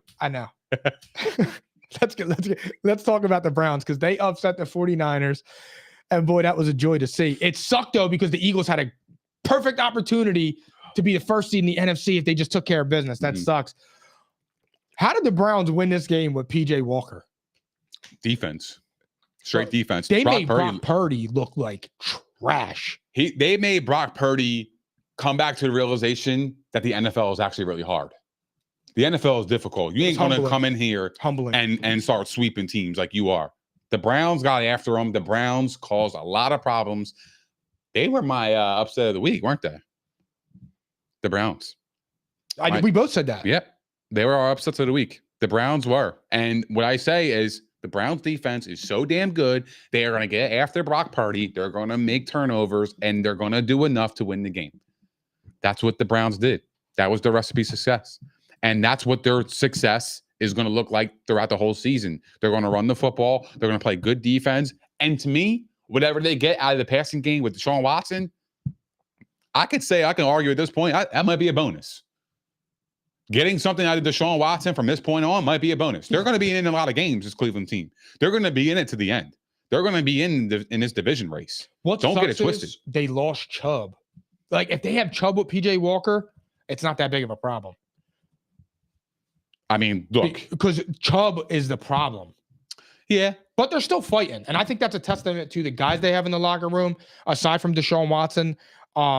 They're saying that he was been medically clear, but he's choosing not to play, which is weird. And if that's true and he got that kind of money, that just goes to show you why you don't pay. I'm not going to believe that, though. Pile of I don't shit, believe that that. Money. I don't believe that because I think he actually really is hurt. I'm not going to believe that he's I'll give him but here's the thing. I have a problem. Give him the benefit of the doubt because I just don't trust him as a human. Fair. You can make that you case. Know what I'm saying? Yeah, I don't hate what that take. I would say Do you think the team masseuse would be comfortable giving him a massage on his shoulder? Or you think he would pop a boner? Damn, that might be a really uncomfortable situation, right? Yeah. Like if I'm actually really hurt on my shoulder and you need to work on it, are you actually going to And if you're the trainer, are you willing to do that? And it's going to be like it's probably going to be like that part of Superbad where it's going to be like, funny thing about my shoulder is it's located on my cock. You know what I'm saying? Like it's something like that with him. But if you're the trainer, I would be very uncomfortable performing that. Yeah, they're going to call in the National Guard to give him a massage at the 50-yard line. Even if I was a guy. I'm not massaging no man. Even if I was a guy trainer, right? Well, there is. I'm cool. There's male trainers. I'm cool on that. Right? But they only have to feet that get rubbed for me are Allie. I get it. But what I'm saying is if you are a male trainer that works for the organization of the Browns and he asks for a massage on the shoulder, do you feel awkward? Hell yeah. The dude held his legs up and asked the masseuse to finger him. How would you feel awkward? But you're a man. That's what makes it worse. But he's not going to perform it on you. Or he's not going to pull some shit like that on you. Who knows? You don't know. You don't know that. You don't know that. But if I'm going to have to guess, I'm going to say he ain't going to try some shit like that with me. Because I think he's into the other sex. I don't know. Anyway, let's go on their defense because the masseuse has got to be on the defense when they're massaging him. Who do you think is a better defense, the 49ers or the Browns? I'm going to go 49ers. And I think the Browns are up there. But the 49ers have been in a lot more bigger games. They have a lot more experience together. I will take the Niners here. I think the Browns can eclipse them. But right now, the 49ers are the better defense. I'm the same way, but the Browns that was such an impressive performance by them that like they're at worst the second best defense in the league. Yeah, they're damn good. At worst. They're a top 2 defense. Like what defense can you look at besides the 49ers and say they're definitively better than the Browns? I don't think you can. They have a pass rush, they have linebackers, they have D-backs. Like not for nothing, but Dallas has a good defense. They got steamrolled by the 49ers. Right. And then they come to the Browns and the Browns shut them down. Like actually shut them down. So for me, I just like. Was it a bad game by Brock? Was it a bad game by the Niners? Or did the Browns actually come out and they actually kind of put hands and feet on them? I think the 49ers underestimated them with PJ Walker. I think so too. That could be the case. And they were coming off a big win against the Cowboys. That was an emotional ass win. We said that too. We said, they just kicked the Cowboys' ass. They're so high of themselves right now. You sniff yourself a little bit. And then what happens? You come in, you play a team that's, are the Browns trash? No, but you're playing a backup. You're playing a team that's like a fringe. Like, are they a 10-win team? Like a fringe. They're 8, 9, 10 wins, depending on how a few games go their way. You come in there, you got PJ Walker. It was a letdown. And they just took it to him. But they also showed the stat that Jim Schwartz is like 8-0 against Kyle Shanahan in his last 8. So Jim Schwartz understands Kyle Shanahan's system. But you know what? For Kyle Shanahan, the golden boy, how come nobody ever blames Kyle Shanahan? Like, could he have just had a bad game plan and Jim Schwartz took it to him? They were 5-point favorites. You know that? Yeah. 5.5 points. And they lost. But Brock Purdy led them down the field. That kicker's got to make that kick. Jordan Mooney. Look, the losses are going to happen. It is what it is. Do I think the Browns are a better team than the 49ers? Absolutely not. Do I think the Browns are a damn good team? Absolutely. Like, two things can be true. Do I think the Browns can beat the Niners in San Francisco? I don't think so. No. Absolutely not. So, yeah, the Browns, they defended home field. This is a good win for the Browns. This is a good win for their franchise. Where do you rank the Browns in the NFL? I got them at around 8. I was gonna say, and I tell you what, this team would be a top 5 team if they had a quarterback. If they have Brock Purdy as their quarterback, I probably put them in like number 3 because they're talented on offense. Amari Cooper, say what you want about him, he gets no fucking love. He might be the most underrated wide receiver in the league. He's awesome. Really good. The catches that he makes is absolutely unreal. There's no drop off. Let's talk about, I want to go into another team that has gotten absolutely horrific quarterback play for the last 3 weeks.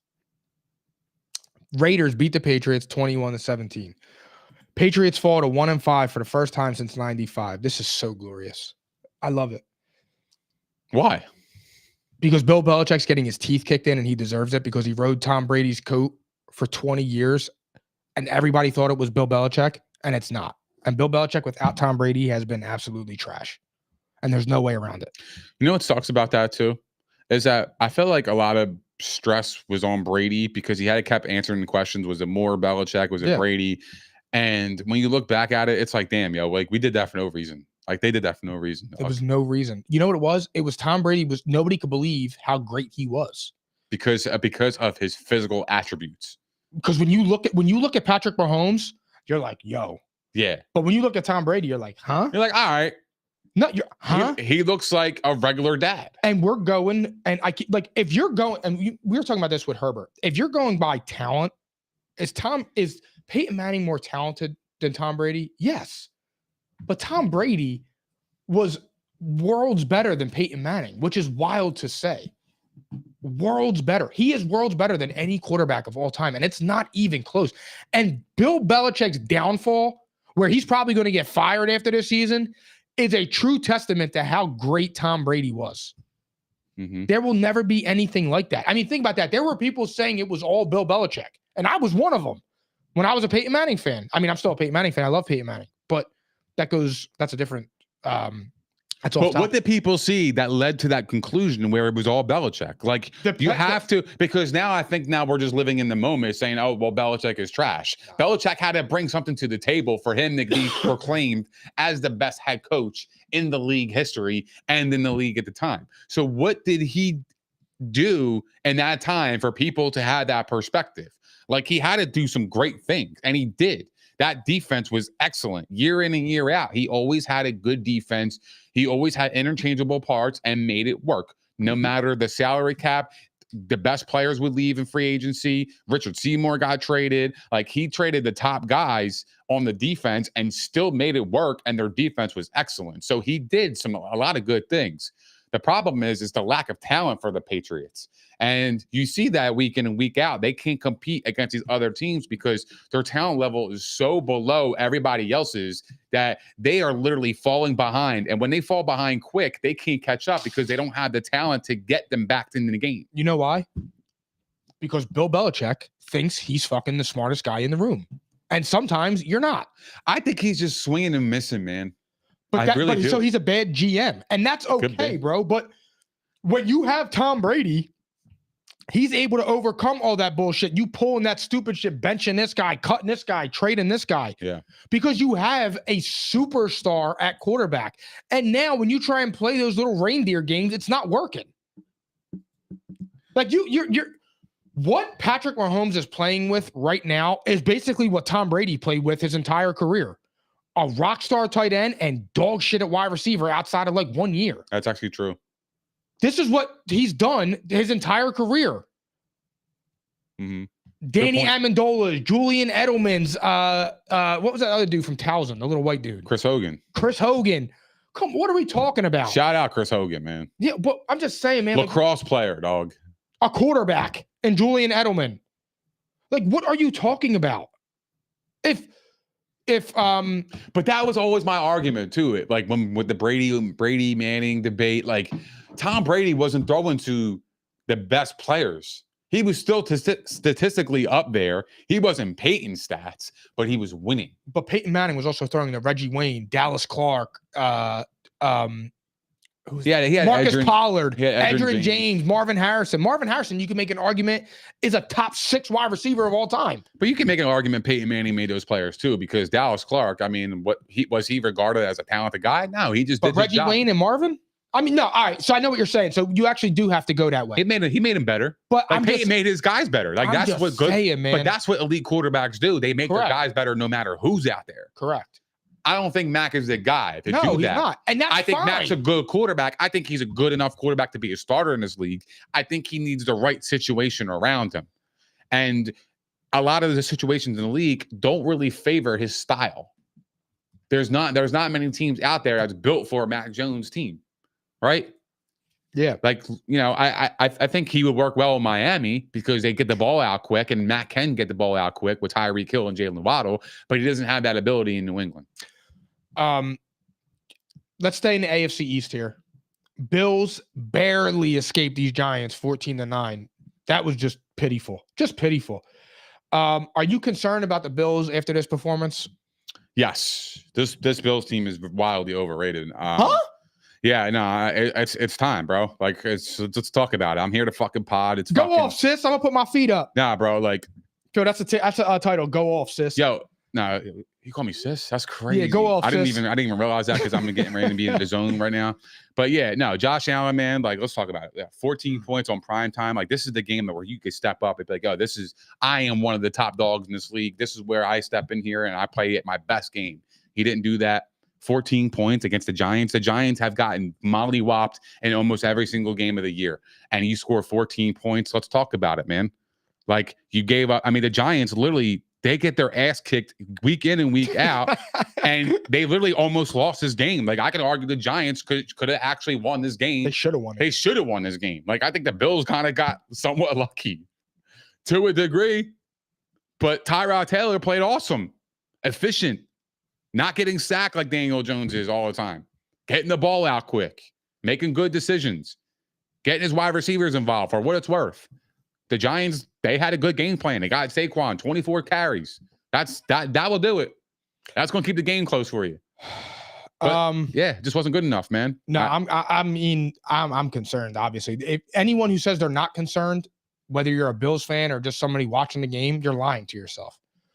This is the problem I have with Josh Allen, and this is why I say Josh Allen's overrated. When Josh Allen takes the field, you have no idea if he's going to be the best player on the field or if you're going to watch him and say, bro, what are you doing? Mm-hmm. And this was one of those games. He made that touchdown throw, and you're like, yo, fire. Outside of Herbert and Mahomes, who makes and that? maybe Burrow. I'm sorry, no, and Burrow. Those three, you're like, yo, they can't make that throw. And then you watch him do stuff, and you just look at him, and you're like, are you good? Mm-hmm. Yeah. That's the Bills will never. And here's the problem: I don't know if his issues are fixable. It's his 6th year in the league. What do you want me to say anymore? What do you want me to say anymore? They will never be a Super Bowl contender until these types of games are just not happening. Like, his bad games aren't just like where, like, I'm trying to think, like a Mahomes bad game, a Burrow. But statistically, his game wasn't far off of Burrow's, it wasn't. though, and that's what I'm saying. But the problem is like his bad games look ugly. Because he does so much. Because they look bad. Yeah. But that's because he does so much. He's always involved. Like, Burrow just makes like calm plays. He doesn't run around. He doesn't look erratic. Right. Sometimes Josh Allen, it's like, yo, is the game too fast for you? That's what it looks like at times. I just don't think they have a running game. And I think we talked about this. A problem. And we talked about this when we were going over the Justin Jefferson, like who's most valuable to teams. And they were saying Justin Jefferson's the second. And I was saying, if you take Josh Allen off of the Bills, they would be horrible. Mm-hmm. They have no run game. Their offensive line is ass. They don't have a second wide receiver. Those are all things that it's like, come on, dude. I just think they're overrated. I think their weapons are overrated. I just do. I mean, look, let's look at their overall offense. Real fast, can I say one thing? If I'm Buffalo, you know who I'm calling? Devontae. I'm calling the Raiders. What do you want for Devontae Adams? You want 2 first? Give me it. Go get Josh Allen, a wide receiver that's for real. I'm not doing that. Stop with this Gabe Davis shit. I'm not doing that. You know who I would call? Cortland Sutton. I'm calling Denver Broncos, and I'm saying, hey, what do you want for Cortland Sutton? I'll give you a 3rd round pick right now. We'll do it. Cortland Sutton's got good talent. He's talented, and I think he would really help this offense. All right, yo, I think he would help his offense. I think he would help his offense really. At first, really good. Honestly, I thought you were kidding because he's on your fantasy team. But no, the more I think about that, I'm not biased towards that. I don't care about fantasy. I'm talking about real shit. Sutton on this team, that would be a true number 2 next to Diggs. Because I don't think Gabe Davis is in the number 2. I don't think he's consistently. The thing with Gabe Davis is I think he lacks getting the separation. Like, he's never open. And I don't think Josh Allen trusts him enough to throw those tight windows to a Gabe Davis. He will do it to Stephon Diggs because it's Stephon Diggs. But when you have questions with the second wide receiver and he's not performing and getting separation, I think there's a lack of trust there. But, like, let's talk about the Bills, offensive weapons. James Cook, pretty good running back. I would say he's a pretty good running back. I think he's a mid-tier running back, yes. Latavius Murray is a backup running back. He's been in the league for however long. He's a journeyman. But he finds a way to find a roster and have an impact. Stephon Diggs, wide receiver 1. Top 5 wide receiver in the league. But Gabe Davis, Dawson Knox, Quentin Morris, Khalil Shakir, Deontay Harty, that's his wide receivers. I know it's no excuse to put up 14 points against his bum-ass Giants team. Don't get me wrong. But the wide receivers and the weapons for Josh Allen, compared to other teams, it's not even comparable. No, it's not. It's not. And that's why those are parts where I will defend Josh Allen, where I'm like, all right, I'm just saying, like, for me with Josh Allen, he's way too talented to have these type of clunkers every other week. It's become more and more. It's this. It's become more and more of that. It wasn't always like that, but now it's become more and more apparent that he's been doing this. Yeah. So I don't know. I don't know if he's pressing. I don't know if there's pressure with the Diggs shit. But that's where I'm at with that. Last thing before we preview week 7. Do you think the Giants are better with Daniel Jones or Tyrod Taylor? I think they're better with Tyrod Taylor. Isn't that scary? I actually do. They just look like a better offense. They look like they were formidable. I know they scored 9 points, but they were actually moving the football. They were actually doing really good things on offense that they weren't doing with Daniel Jones. A la getting the ball out quick, hitting the receivers. Like, he was getting the ball to his running back. So, like, to me, yeah, I think he was a better fit for for the offense than Daniel Jones has been. Last year, they didn't pick up Daniel Jones' fifth option. That was the right move. Absolutely. The They wrong signed move him- was signing him. Was signing him because the offense absolutely looks better with Tyrod Taylor. It's not even close. Like, I don't think Daniel Jones, if Daniel Jones is a free agent right now, I don't think he would start for any other franchise. Nah, he wouldn't. I don't know. Who would you start him over? I mean, I might start Daniel Jones over Russ. No, I'm just playing. Mac I'm just Jones? playing. No, hell no. I don't think so either. I'm just trying to go through the list here. Any other players that come to mind? I can't think of anything. I think Daniel Jones would be a free agent. I think he would be a backup quarterback if they released him. He would. He's a backup. He's a backup quarterback. But that's what I'm saying. You sign a guy for $40 million, 47 M's. 47 M's, and if you released him today, he would be a backup quarterback somewhere else because there's no other franchise that would start him over the current quarterback. I would start Joshua Dobbs over Daniel Jones. No cap. I'm dead ass serious. No, so would I. And I'm not bullshit. I'm not trying to shit on Daniel Jones, but I'm just being truthful. The way that Josh Dobbs has played this year on a bum-ass Arizona Cardinals team has been exceeded expectations. Daniel Jones came in this season with expectations. When you make the playoffs the season before and you come in there and you get Saquon back and you get all these other pieces, you got to be better than this. I mean, you're 1-5. I know he's been 1-4 this year as a starter, but let's be real here. He hasn't performed up to the standard. And Tyrod Taylor, he didn't blow me away, but he also didn't blow the game either. He looked more comfortable. He looked comfortable. Yeah. Like, I think the team kind of rallied around him a little bit too. Yeah. They looked a little bit better on offense. So yeah, I that was a big mistake signing him. I know. All right. Week 7 preview. Finally. Lions at Ravens. Ravens -3. Who do you trust more? Jared Goff or Lamar Jackson? Don't be disrespectful either. I trust Jared Goff more. Oh my God. And it's not even close to me. Phil, he got disrespectful. I didn't get disrespectful. I got truthful. He got disrespectful. I didn't get disrespectful. I got truthful. The truthful moment is that Jared Goff right now is a better quarterback than Lamar Jackson, and I don't care. I'm okay saying that because Jared Goff went to a Super Bowl, like you alluded to earlier. Jared Goff went to a bum-ass franchise in the Lions, turned them completely around. And now Jared Goff has the Lions in the conversation as being one of the best teams in the NFL right now. Who the fuck in the right mind had Jared Goff and the Lions as the best team in the NFL this year? Me. Anybody? Yeah, me. I said they were going to the NFC Championship game, family. I'm talking about the best team. And they're number one in the I had power them at the rankings. top 4. You were up there. Yo, you were high on them. I was too. I like the Lions. I said that. The Lions are going to the NFC Championship game. They will be in Philly in January. But what I'm saying is they exceeded expectations to the point where they already had expectations coming into the season. Super. Now they are exceeding those expectations that everybody already put on them. Everybody already had them as a really good playoff team. Now everybody's looking at them as shit. Are they the best team in the NFC? Are they a Super Bowl contender? Can they make the Super Bowl?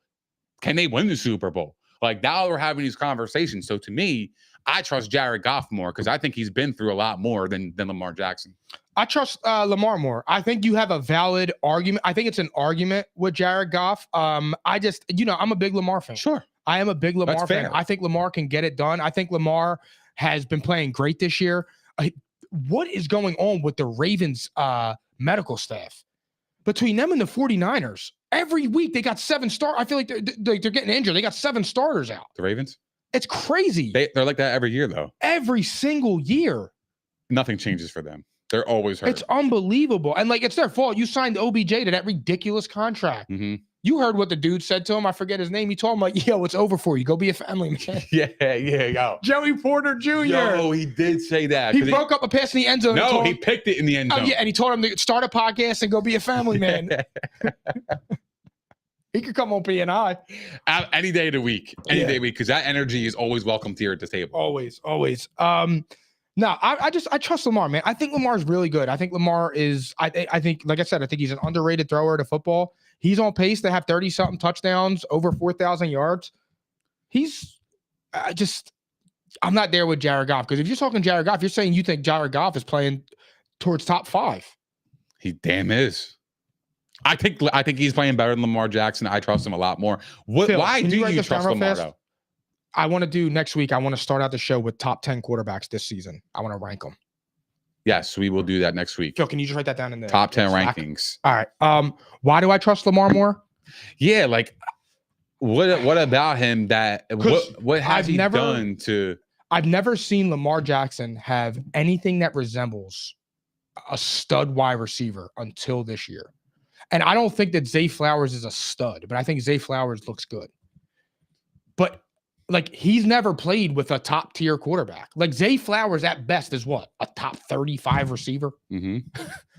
Like, it's the same shit. Well, Zay Flowers, he's pretty good. That's what I'm saying. He's good this year. Mm-hmm. And Lamar's supporting him. 12 targets, 13 targets, 15 targets, 9 catches, 100 yards, the 80 yards, 125. I think Lamar Jackson can play. He's playing in the pro style offense. Like everybody's saying, he's throwing the ball more and he's doing fine. That's my point with Lamar Jackson. He's got an MVP under his belt. He got all pros under his belt. I just think Lamar fell off the last 2 years simply because he got hurt. And that sucks. And that remains to be seen. Does he get hurt this year? Does he finish out the year? But I'm a big Lamar fan, and I just think he's consistently underrated. See, I agree with you, but like my argument is too, like, who did Detroit have when Jared Goff took over? Amon-Ra. But who was Amon-Ra before? Who was Amon-Ra, and that's fair. He was a fourth-round draft pick. However, could Zay blow up like that next year? Could. With Lamar. So that remains to be seen, and that's a great point saying that, because Amon-Ra I think Jared Goff helps Amon-Ra be Amon-Ra too, though. He absolutely I think he understands where he's going to be. He gets him the ball. He knows his style. He knows he's going to get open. He's a good quarterback. Yeah. He could read the defenses. He knows the soft spot in his zones, and that's what an Amon-Ra does. He sits in a soft spot and he carves you up. Do you think this game is more important? Who do you think this game is more important for out of the two? The Ravens or the Lions? It's the Ravens. I think because their division is so tight right now that they're number one, but behind them is the Steelers at 3-2. Then it's the Browns at 3-2. Then it's the Bengals at 3-3. So yeah, I think it's a pretty tight. The Browns race. are 3-3. 3-3. Did I say that? He said 3-2. Sorry, 3-3. Yeah. So yeah, it's a tight race right now. So yeah, I would say this game means a lot more to the Ravens than the Lions. Same. If the Lions lose, okay, they lost. But I think the Lions have a lot of credible wins on their resume. It's not even that, bro. They hang their head on them. Their division's trash. They can afford to lose the game. Every game for the Ravens, the Browns, the Steelers, and the Bengals is meaningful. The Packers can creep up. Possibly, they could. But I don't see that. They're 2-3. You're right. They got the best chance to creep up. But yeah. So I don't think it's going to happen. Yeah, it's very important for the Ravens. Give me your prediction. I got the Lions here. I got the Lions. I don't feel comfortable about it because the Ravens are home, and I know how they are in Baltimore. But I think this Lions team can travel. They don't care where they play. They have that mentality. They had this team. They're like kind of identical in a way in terms of identity. The Ravens and the Lions. Say that. Physical. They're both physical teams. They kind of run the football. They run the football. They play good defense, and that's what they do. That is their identity. So for me, I'm going to take the Lions here. I think they're a better team overall. So I'll go with the Lions on the road. I'm going with the Lions too. I think the Lions are better than the Ravens. I think I was going to say this before you said that. It's so funny. Dan Campbell reminds me of like a young Harbaugh. Tough, physical, and like overwhelming presence. That's the style. And that team rallies around that. Detroit is here to stay. I think the Ravens win this game. Yeah, sorry. I think the Lions win this game. They win this game outright. Bills minus 8.5 at the Patriots. What percent do you give the Patriots to pull off this upset? Because I got a big old 0. What percent? 20%. It's pretty high. I would say so. I think you high. Not yet. Almost. Anyway, but what I'm saying is I think they have a 20% chance because I think the Patriots being home is going to help them. They've gotten their ass beat the last couple of weeks. I feel like there's going to be a moment where they're going to actually be like, all right, guys, what the fuck is going on? Like, I'm not beat for getting my ass kicked back weeks like this. Then you got Belichick at the head coach. I think the Patriots will keep it close. The Bills are struggling. They're not, this unicorn of a team either. So to me, I think the Patriots are going to keep it close in this game. Like, I don't. You think it's going to be a blowout? A blowout. Is it because of the Bills' performance last week? Partially, but the other problem is the Patriots can't score. Yes. They True. can't score. However, the only thing I will say that's like, I mean, I guess I could say 2% instead of 0. And the rest of these all milky. The only reason I'll give them 2% is because I watched the Giants hang in there, and I think the Patriots with Bill Belichick and Mac Jones are a better team than Tyrod Taylor and Brian Dable. So that's where I am on that. But no, this ain't happening. Do you think Mac Jones is on the hot seat if they get blown out? Absolutely. I think he's on the hot seat. Bill Belichick is on the hot seat. I think everybody that has a Patriot jersey on is on the hot seat. I don't think Robert Kraft is fucking around after this year. I'm serious. I don't think Robert Kraft is messing around anymore. Give me your prediction, old theories. He likes to win. I got the Bills to win this game, but I'm going to take the Patriots to cover here, the 8.5. I think that's a lot of points. Patriots are home. I expect them to actually play a really good football game here. It is a division game. I'm going to take the Patriots. I'll give you an 8.5, but I'm going to take the Bills both ways here. They're going to blow out the Patriots. It's not even. I'm expecting a 14-point dub easily because I don't think they could score. Dolphins at Eagles. Eagles 14-point dub. You said? Oh yeah. Wow. All right. Dolphins at Eagles. The Eagles are -1.5. That line went down a little bit. Kelly Green Sunday night. I'm excited. Do you think the Eagles could slow down Miami's offense? First off, the Kelly Greens are going to be fire. I can't wait. Second off, we cannot lose in the Kelly Greens. We're not. There's no way. You can't lose. When you rock them jerseys, you can't lose. I don't think they will either. But how do you go slow down this Miami offense? Pain. Put hands on Tyreek Hill at the line of scrimmage. You have good corners at your disposal. We also get Jalen Carter back, which will help because you got to get the Tua. That was getting to there. Excuse me. Put hands on Tyreek Hill, disrupt the timing, because what they do is they do quick routes. If you disrupt the timing on the quick routes, it's going to make Tua pump. It's going to make Tua pump the ball. Yo, he wild gay. It's going to make Tua. Go ahead, bro. Proceed. Come on, man. Can I just say what I want to say? Go ahead. It's going to make Tua pump the ball, and it's going to make him question and look and progress around the rest of the field. And the pressure of the Eagles front line is going to absolutely collapse the pocket every single time. So if you get hands on the receivers and you disrupt their timing, this will slow down Miami's offense. Also, they have a good running game too. So we have to negate the running backs and Mostert. Mostert's been playing excellent. So if we slow down the run and we get after Tua and put hands on Tyreek, we'll be all right. I just think it's about putting paws on Tua. Yeah. Obliterate that offensive line and get to Tua and make them don't let those big long plays down the field develop. They're going to get their plays though. When you got a Tyreek Hill, like they're going to get theirs. You know what I mean? Like that just happens. But you can limit it. You can try to limit it, and then Jalen Hurts has to bounce back with a big performance. But when it happens, you move on. Put it past you. They're going to make their plays, but you move on to the next play. You focus on the next play. Don't let them because this offense is an avalanche kind of offense. They are full throttle. When they are hot, they are looking to strike. They're like the Warriors. They're looking to strike. They're looking to kill you. So if we can just kind of play it play by play and make sure that we don't let Tyreek Hill beat us, I think they'll be okay. Do you think if the Eagles lose this game, are you going to have cause for concern? Absolutely. Because if any other team lost 2 in a row, we would have cause for concern.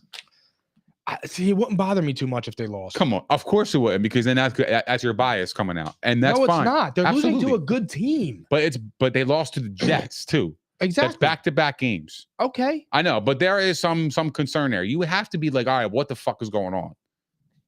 You have to. Well, if they get blown out, yes. But if they lose a 28-27, it's like, no, you lost to a really good team. There's no shame in that. I don't think there's a shame in that. That's not bias. I don't think there's a shame in that. But the Eagles are good enough to win those close games. They are. So you would have to be concerned that like they just dropped 2 in a row. The Eagles lost what? 2 games, 3 games all last season. Hurts lost 1 game as a starter last year outside the Super Bowl. Now he's going to lose back-to-back games. You have to be somewhat concerned here. You have to be somewhat. Depending on how they lose, I get it. I Depending understand on it. what they look Right. like. If they come Right. out there and they look lost again, I'm gonna be like, all right, yo, what the fuck is Right. going on? But you're saying, yeah, but they're playing a good team. The Eagles are a good team too. They might Yes. be the best team roster-wise in the NFL. You know what I mean? Arguably the best roster in the NFL. So the Eagles do have a good team too. So yeah, they lost to a good team, but they're better. You're the better team. That's the difference. I got you. Look, I'm just saying, if they come out there and lay an egg and they look lost, yeah, it's concerning. They're If they favored. come out there Mike, and they're lose, it's just- favored. They're favored by 2.5 points. They are the better team. I know they're home, but they are the better team. Give me your prediction on this game, because I'm telling you right now, the Eagles ain't losing this game. I don't think so either. They're not losing with the Kelly Greens in front of their home crowd. I think the Eagles are going to win by 7 or more. I really do. I think that people are going to be shocked by the outcome of the Eagles. I got the Eagles 34-24. Yeah, I got the Eagles winning by 7 to 10 points. I honestly don't. I think the Eagles are going to manhandle this team. I just, again, when I'm watching the Eagles, I'm just looking for, like, are they starting to resemble what they look like last year from an offensive standpoint?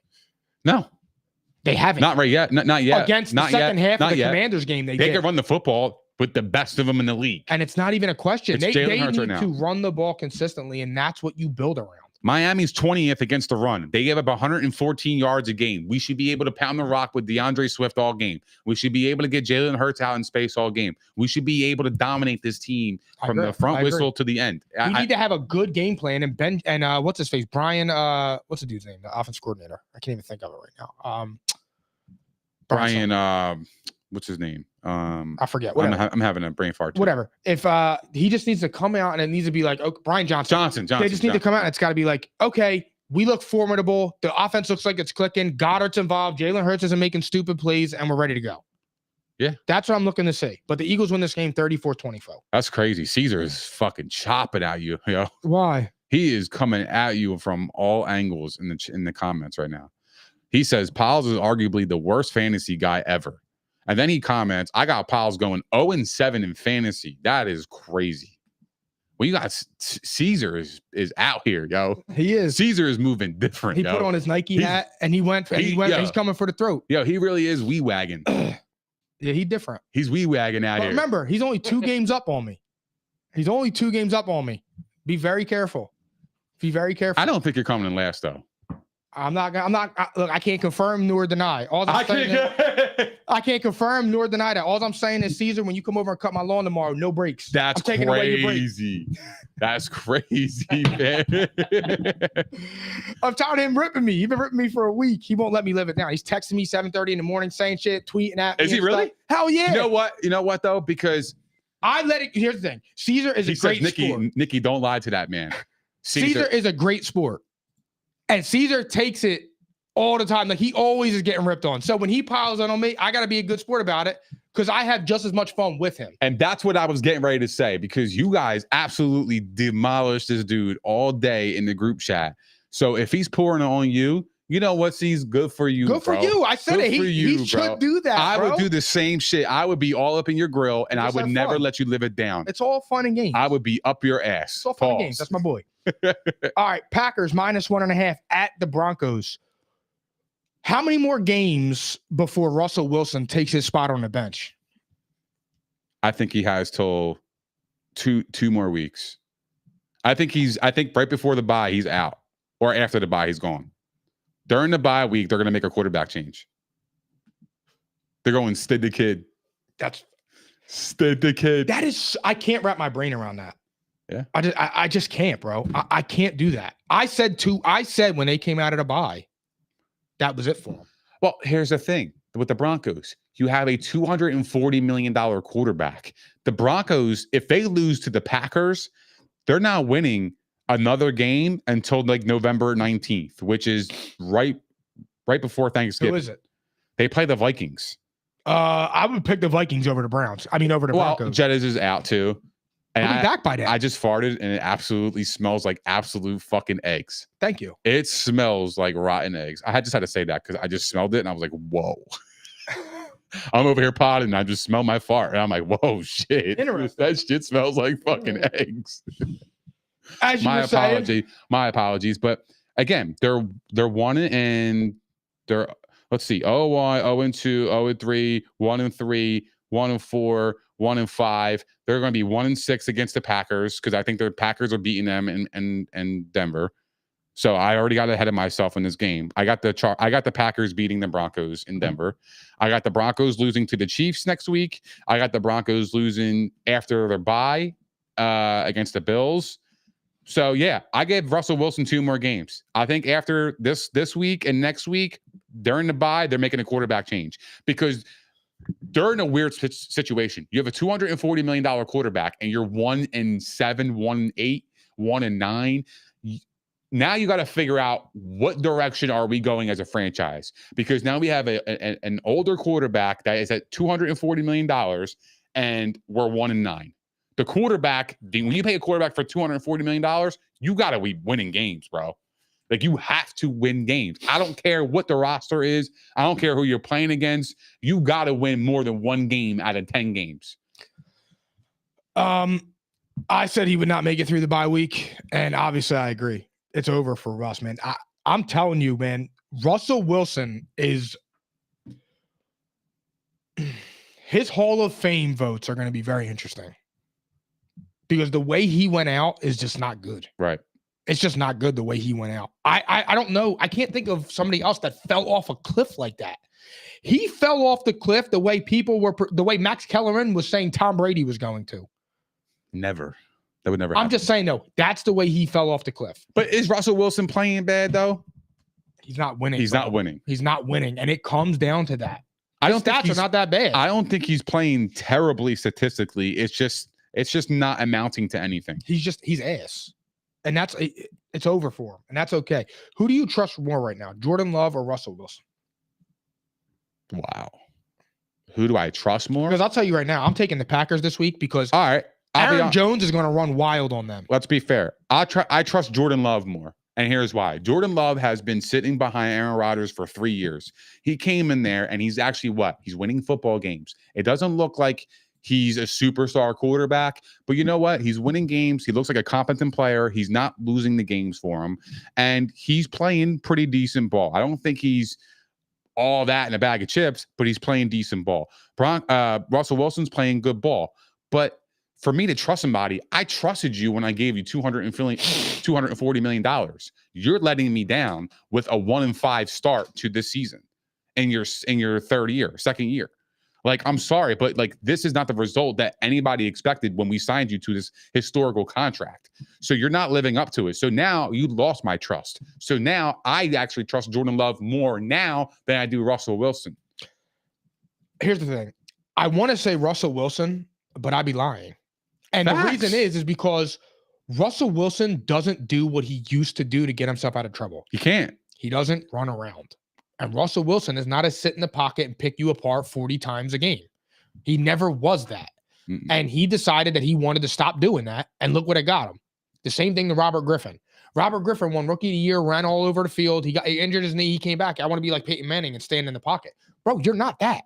Peyton Manning's a once-in-a-lifetime player. Yeah, absolutely. What are you talking about? You can't compare. Like, stop that. And RJ3 is now on ESPN talking about teams are reaching out to him. You can't compare. Highland, Triton, Paul Six, Bishop Eustace. That's who was reaching out to RG3. It wasn't the NFL team. Yeah. The GT Lions. Or the Hitmen or whoever is in the XFL. The Pintos is crazy. But I'm going with Jordan Love, and that's just because, like you said, he learned behind Aaron Rodgers. The team seems to like Jordan Love more than the team seems They rally behind him. Than the Broncos seem to like Russell Wilson. I'm taking the Packers here minus the 1.5. I think Aaron Jones comes off the bye week and runs crazy. I hope so. I think he's back. Yeah, that too. too. Yeah, I appreciate that. And then I can tell Caesar to L my B's. Who do you have in this game? L my B's. I got the Packers. Both ways? I got the Packers both ways here. I think Russell Wilson's time as a starter is literally, it's coming to a close. I think, and it's sad to say because like we've seen all the historical great moments Russell that Wilson he provided. was great in Seattle. He was great, man. He provided some great moments for us, but I think now his time is past, and I think it's getting ready to wrap it up in a couple games. It's passed behind him like a ponytail. Yeah, unfortunately. Yeah. Let's stay in the AFC East. Chargers at Chiefs. Chiefs minus 5.5. Do you think the Chargers can pull off an upset? Okay. I need the Chargers to pull off an upset because I have a division parlay going, and it's an 8-teamer. It's me and my fiance's brother, my future brother-in-law. We have a 8-team. He's him. We cooked. We chefed this up, but we have a parlay. I'm getting ready to announce it right now to you guys once I get into my account, and I need the Chargers to win this game, and I think they're going to win this game. But I think they're going to win this game because I need them to win this game. So the parlay is the Jaguars to win division, the Falcons, the Lions, the Niners, the Dolphins, the Browns, the Eagles, and the Chargers. The only one in that group that I'm really worried about is the Chargers. You can argue the Browns. I'm a little nervous about the Browns, even though I spoke highly of them. Falcons, maybe. But the Chargers, I need them. We need them. $25 bet won $74,000. So yeah, we need this. We need Chargers. I'm a Charger tomorrow, or this weekend. I'm a Charger. I am a Los Angeles Charger. Both the fuck up. They desperately need to win this game. They're 2-4, Mike. They lose this game, that bet has no chance of winning. They're 2-3 because they had their bye week. 2-3. I'm sorry. They're 2-3. They'll be 2-4 if they lose this game. You ain't catching the Chiefs. Nah, because the Chiefs might not lose 4 games all year. So if you lose 4 games off the rip, you're not gonna catch them. So I need them to win this game, and I think this is gonna be a battle because last year they played them fucking tight, and the Chiefs won the Super Bowl. So I could see this game being a lot tighter. What for me, the Chargers they need to play a clean game. The Chargers need to play a game where I don't look at them and just question everything. Mm-hmm. Like, how do you have all of this talent and you're below 500 playing like a mid-level team? I just don't understand it. You have a top offensive coordinator, a top quarterback, top wide receiver, top running back, and you're scoring 20 points a game and you're losing. Why? Why, bro? What are you doing? I don't know. Their defense is not very good. The No. Chargers. It's ass, to be honest. But it's weirdly ass though, because when you got Bosa and you got Khalil Mack, like you should be. And you got what's his face? The safety. You got Derwin James. You got I Asante was gonna say Samuel Quentin Jr. Jammer. Yo, Asante Samuel Jr. hawking Tony Pollard the other night was fucking crazy because Tony Pollard doesn't get hawked like that. He's so But good. Asante I wanted Samuel the Eagles Jr. to get him. Yo, he's got some crazy speed. But What wide receiver do you think could step up for Mahomes? Like, do you think it's going to be Hardman that he's coming back now? He's familiar with him. no, I think like I said earlier, I think Rashee Rice is really going to be good. I think they're going to expand his role a lot more. And I'm not saying that to be biased. When I look at his snap percentage, it has increased every single week. And when he gets the ball, he's effective. 4 catches last week for 72 yards. Yeah, he only got 4 targets, but when he caught the ball, he made them count. 72 yards is really good. Like you can't. If you look around the Chiefs roster, outside of Travis Kelce, who else got 72 yards this year on the Chiefs wide receivers? I don't think they have 72 yards combined. So I think Rashee Rice is going to be the guy that steps up. I think McCole Hardman is going to be a vital piece for them because he's familiar with the system. He played with Patrick Mahomes last year. He won a Super Bowl with them. So, like, the familiarity is there with the Chiefs. So, like, I think he's going to have a role, but I think Rashee Rice is going to start picking it up a little bit. Yeah, we talked about it earlier. It's just you have to go with Rice because he's the only one that's shown any type of, like, promise. I just Kadarius keep Toney's thinking about trash. Yeah, I keep thinking about the emoji. Yeah, the the rice bowl of emoji. rice. Yeah, that's insane. Do you think this line is high? At 5.5? I personally do. I think because here's the thing. I think it's low.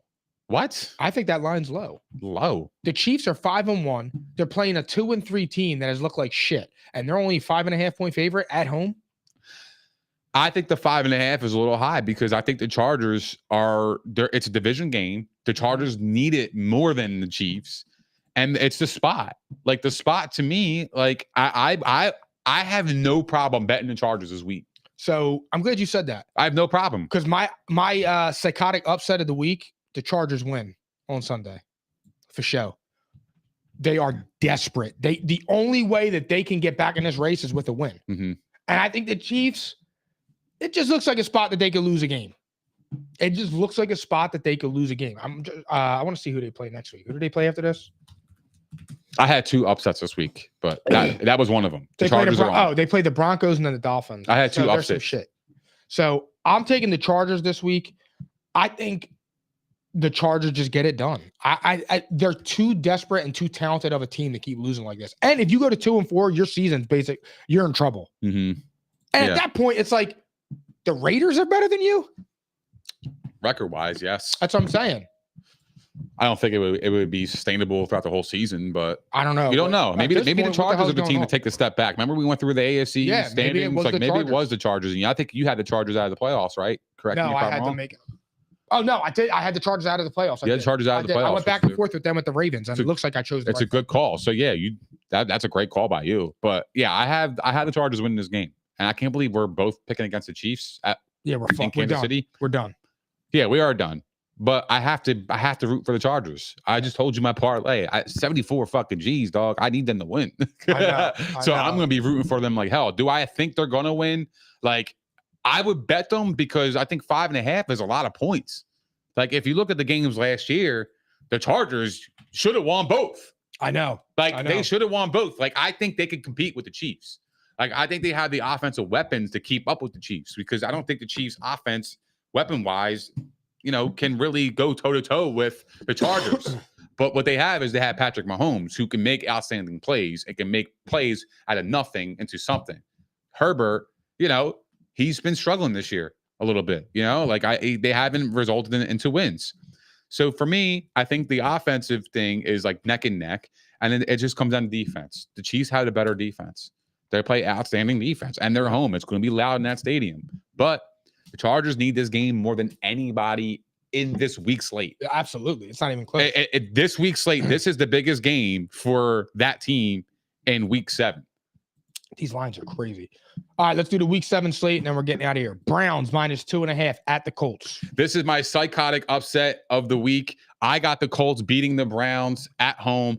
The Browns are coming off a crazy good win against the Niners. I am sniffing this out. I am taking the Colts here with an upset against the Browns. Book it. I love you, bro. Book it, bro. I love you, bro. Book that shit. I love you. I got the Colts too. I'm learning this shit, bro, because I can see y'all now. Yeah. Big emotional win. Yeah. Give me the Colts with Gardner Minshew. They're human, bro. They're human. Just give me the Colts on this. Yeah, I like it. I can't explain it. I'm not going to explain it. The Browns are a better team than the Colts. Yeah. Don't get me wrong. And I went on a rant about the Browns. But this spot right here, I hate it. It's a bad spot. I hate it. Commanders -2.5 at the Giants. I got the Commanders here both ways. And I'm not second guessing that the Giants are so bad. Yeah, Commanders both ways. Giants are shit. Falcons at Buccaneers. Buccaneers -2.5. Give me the Falcons here. I know that the Bucs are really good, and I think they are one of the best teams in the NFC. I think they are a top 7 team, but I do like this Falcons roster. I like the Falcons here. I think they're going to win. I think they're a better team in the division. I need you to believe in the Bake Show, and hopefully after this week you'll understand it. I'm taking the Buccaneers both ways, and I'm not even thinking twice about it. Baker Mayfield or Desmond Ridder. Raiders -3 at Bears. I got the Raiders here. No cat. And I don't care. Fuck it, man. Give me the Raiders. I don't care who's our quarterback. Me neither. The Bears are just not a good team, man. And I know they've been Justin playing. Fields is out. I know they've been playing well. I know, but that might be better. That backup look all right, yo. I know. He look all right. He look fine. But I'll take the Raiders here. I think the Raiders are going to be 4-3. They're going to be over 500 for the first time in a long time, I think. Since I got the Raiders too, and that's crazy. I didn't even think about that. They will be over 500. Mm-hmm. Good for Josh McDaniels. Yeah, man. Yeah, he's a crumb. And we trash him. He's a crumb. But he's doing a good job this year. He is. He's had some questionable games. And it's weird though, because like Derek Carr left. Now Derek Carr is kind of mid over there. Jimmy G looks good. It's crazy. I said Jimmy G was better than Derek Carr. Steelers at Rams. Oh, Jimmy G's fucking hurt. You can't say that. Oh God, I forgot he is. Jimmy G's is it McConnell? Hurt. Aiden McConnell? Yeah. Starting. Yeah, I forgot that he got hurt. I'm dead serious. I totally forgot about that. Steelers at Rams. Rams -3. I got the Rams here. I think the Rams are. I slept on them all year. I know it's a bad spot for them because the Steelers are coming off. I think they came off their bye right last week. Yeah, they came off their bye last week. It's a bad spot for the Rams, so I understand it. But I think the Rams are just a better team. I don't know anybody on the Steelers that can stop Cooper Kupp, and I think that's going to be the name of the game here. Cooper Kupp is awesome. I know the Rams lost Kyron Williams, but to me, you can plug in any running back in that offense, and I feel like they always have success somewhat. I got the Rams, but I'm taking the Steelers with the points. I think it's gonna be a close game, but I think the Rams are just better. I really do. The Steelers' offense is shit. I agree. Cardinals at Seahawks. Seahawks -7.5. I got the Seahawks here, but I'll give me the Cardinals with the points. I always take the points with divisional games. 7.5 is a lot. I think the Cardinals, they've been playing really well. I know their record is super trash, but at the same time, they've been playing some good, solid, tough football. They just lack talent. And to me, it's not about heart. I think they're gonna play hard in this game. Iconic lock of the week. Seahawks are going to demolish the Cardinals. They beat them by probably 17 points. All right. They're going to smoke them. Last one before we get out of here. 49ers -7 at the Vikings. Now, this is my iconic lock of the week right here. The Niners will absolutely punish the Vikings. That defensive front is going to make Kirk Cousins see ghosts. Doesn't have Justin Jefferson. Yeah, he has Jordan Addison, who's a good player. Yeah, he's got KJ Osborne, who's a good player. Yeah, he's got TJ Hawkinson. But this defense is ferocious. Coming off a loss, the Niners are going to be hungry. They're going to be ready to prove to the world they're the best team in the NFL. Give me the Niners -7 as my lock of the week. Yeah, 49ers are going to bury them. Actually, it's going to be bad. It's going to be bad. And they don't even have Jefferson. Yep. It's going to be bad. All right, guys, that concludes episode 178. Thank you for hanging out with us for those 2 hours. We will be back next Tuesday, Wednesday, or Thursday. We'll figure it out. We'll let you guys know for sure. Go ahead, Darius. Take it away. Yo, that was a fire-ass show. It was 2 hours. That was some serious potting. Yeah, man. Thank you guys for hanging out with us too. We appreciate all the love, support, and the comments. If you guys haven't done so already, please don't forget to like, subscribe, and hit the notification bell on YouTube. We are also available on Spotify, Apple Podcasts, Google Podcasts, iHeart, Megaphone, Stitcher, and all that other shit. Also, follow us on all of our social platforms, as you do not want to miss our daily content on X, TikTok, Instagram, and Facebook. And we will see you guys next week at P&I, baby. Enjoy week 7 and go Birds and go Phils. Let's do it. I'm caps lock different. It's facts, non-fiction. Said I black out for real, then the track gone missing. If it's cap, I'm dipping. We ain't talking about a move, then it's flatline finished. When I spaz, I'm grinning. Put a peel off in the Sadies and I pass by spinning. It's perks with this life, but I don't have my skinnage. Took a quick trip and now I'm back home winning. And I see they eyes pop like I snack on spinach. Pull up to the spot, she tryna grab my digits. I'm already 8 shots, a Henny past my limit. Here you go. Hazards with a dash full of tickets. I'ma act like I don't see them. I got bad eye vision. Y'all can't pass my scrimmage. While y'all tripping, it's Aruba. I realize